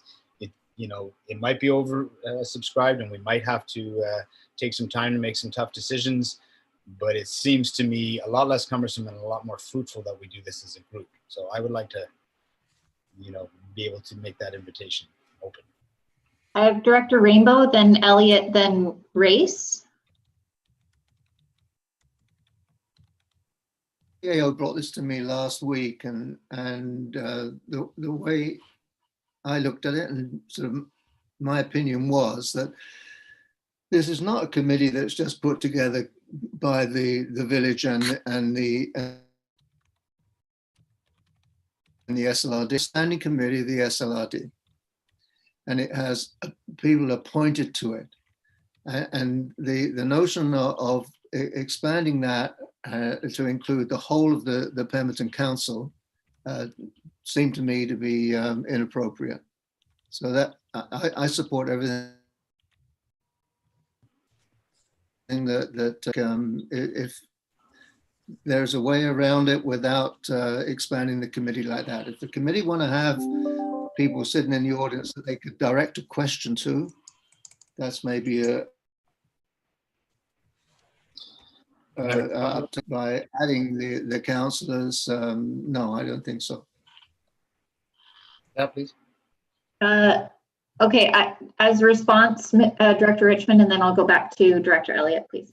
Yeah, we're not looking to expand the committee or add members to the committee. That's not what's being asked. We're asked that they be allowed to provide input as to this joint fund that we put together, which is our initiative to begin with. We thought, hey, how about we put our money together and work together on this? So the idea was to work together. So it's not a matter of expanding the committee. It's a matter of allowing them to be part of one conversation, which is about all of our funds. Thank you for the opportunity. I see Director Birch-Jones after Director Race. Go ahead, Director Elliott. Thank you. So isn't the step then just to update the terms of reference for this committee to then allow for attendance at a particular part in the decision-making process? So not expanding the committee, but as Director Richmond says, enabling this joint meeting for the grant in aid process. And then the decision-making, I think, needs to be done separately. But somehow I feel like there's probably some wording to add to the terms of reference to allow for joint presentation to the Pemberton Council and PVIS. But I think then, Director Richmond, you'd have to make your decision at the council level or PVIS or however. You couldn't change the decision making necessarily of how that goes, but We're not asking to vote. yeah. So I guess my question is, can we just change our terms of reference for the committee to enable this joint meeting? Seems reasonable. CEO Helmer, do you want to speak to that at this point? And I see Director Rainbow after Director Birch-Jones. So I was not here for the formation of this committee, but my understanding of the background is that it was balanced with 2 appointees from each local government so that there would be an equal balance of individuals participating and influencing the decision-making process. So to me, that would be a point of consideration for the board is would the participation of 5 members of one local government result in a different level of dialogue and participation and influence in the decision-making process? And if in fact we appointed 2, typically, if we are going to have any participation in any group that we appoint members of our board to, that dialogue occurs here. And then whoever we appoint, we entrust them with the ability to go forth, ask the relevant questions, and make the relevant decisions. So why would that not be appropriate in this particular case? What makes this different from our ability to entrust our appointees, in this case, the Village of Pemberton, to entrust their appointees with what they've been entrusted with at every other meeting, the ability to make the most appropriate decisions that benefit everybody? So in response, Director Richmond, and then I'll go back to my speakers list. Again, they're not asking. We're not asking for more votes. This is not only a chance for council and PVIS to hear from the groups and their activities, but it also helps build a relationship. Having these community groups come in once a year in front of council, present their work, talk to us, and be afforded the ability to answer questions helps maintain those relationships with our community groups like Stewardship Pemberton, like the Arts Council, these groups that come to us. So it gives us a connection to these groups as well to be able to be part of the dialogue. You know, really, this is not major decision making. It's about these funds that you know, people want to feel that they have a part in it. So it's not a matter of trust. I'm trying to, you know, our committee members, previous council members are entrusted with making those decisions, and we report back regularly, just like we do here. It's a matter of involvement and being part of that. So, thank you. Director Birch-Jones. Thank you. I support this idea. I understand that you're saving your community groups from making more than one presentation, which, having been in those community groups, I really appreciate. You're saving them some time, and everyone who is going to be involved in the financial decisions gets to hear the same information. That makes sense. There wouldn't be any cost to having the rest of your council members attend as observers, correct? And so, I mean, I would like to do something very similar with Area B and Lillooet, and I was thinking NEDIC might serve that function in the future. I think it's a good model for the community. I support your request.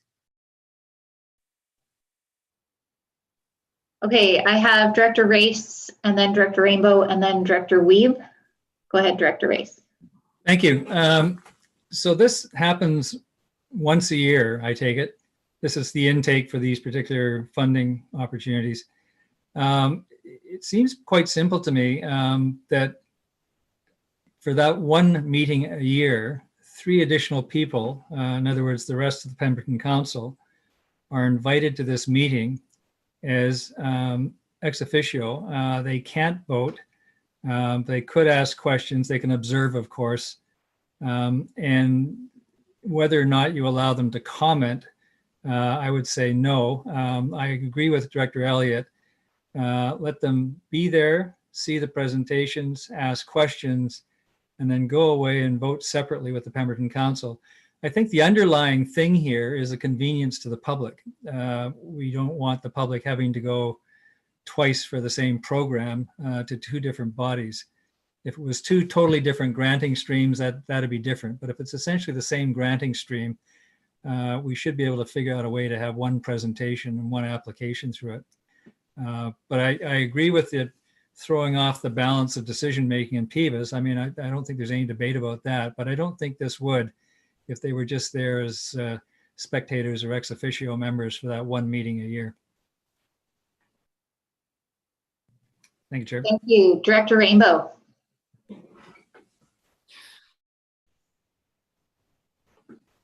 I don't know what Director Race has just expressed, but when this was brought to me, I felt that we had to go by what our policies state at this time.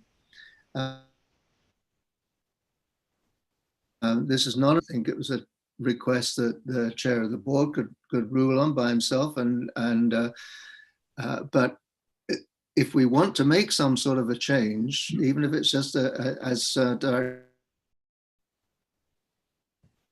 Ray says, I don't have a problem with that, but it needs to come through this board.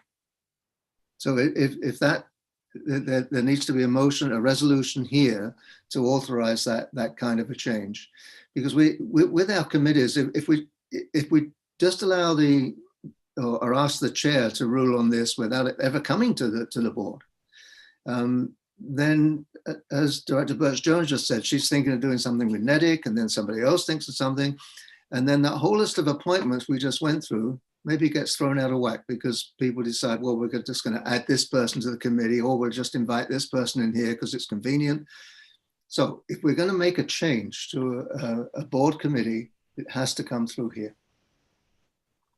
Thank you. Thank you. And Director Weeb. Okay, I don't know, maybe I'm on a different wavelength. I'm getting tired. I'm curious as to if there's only 4 members on this committee, and one of them is the mayor and one is a director. Is there a reason why the PEVAS committee can't go to the council meeting that the presentation is being made at and just do the one presentation and be done with it?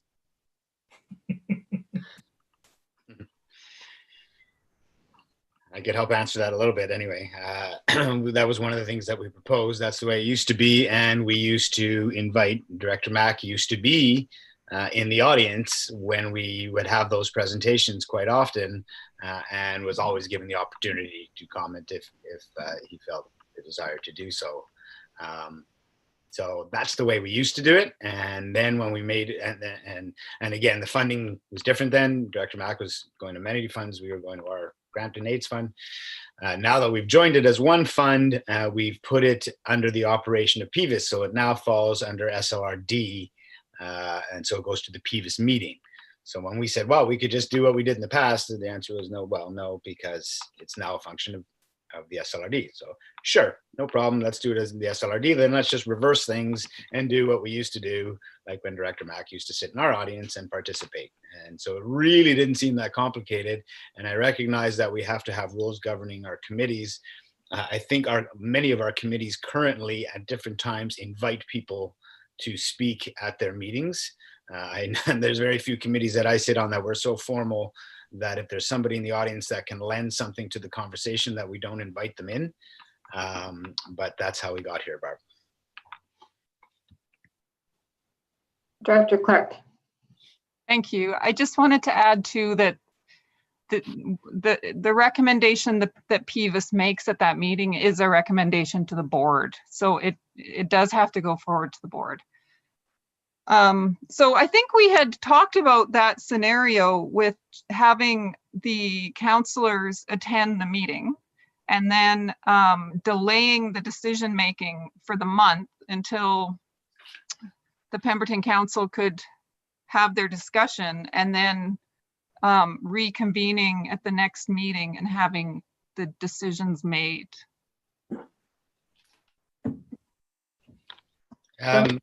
Ms. Clark, do we have a January PVIS meeting? You know, I'm just wondering if we don't have a Yes. January one, then it's going to extend their request by a couple months. So we do have one in January? Yeah. So have the discussion, have the groups come in on the 3rd, take it back to council and further discussion with directors at the PVIS table, and then bring it back to January PVIS. And then it comes to the end of January to the board for ratification. The smooth functioning of local government, isn't it great? And I think that works really well. And I think the councillors are welcome to attend the meeting. And, we can just, whether they're attending, just watching the live stream or available to ask questions, but how that decision making was going to happen at the same meeting just wasn't really clear to us, because how are 5 Village of Pemberton councillors, like, how are they going to kind of make their decision at the same time with the 2 Area C director and alternate director? That was kind of our concern, and that's why we did present that option of, like, let's do it, have everybody there, and then everybody go away and reconvene and make the decisions the next month. Okay, I feel clear. I see Doug Race wants to say something.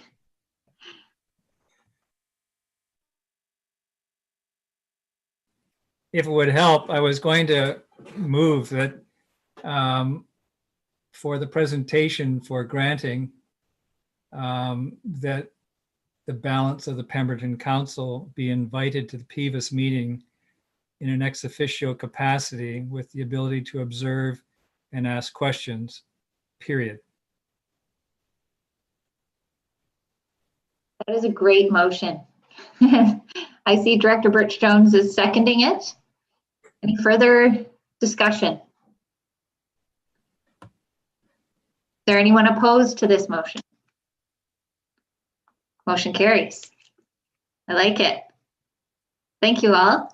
Does that give you enough correction, CAO Helmer, for now on that piece? Yes, thank you, Chair Ford. Okay, Great. And that was it for late business. Do we have any director's notice of motion?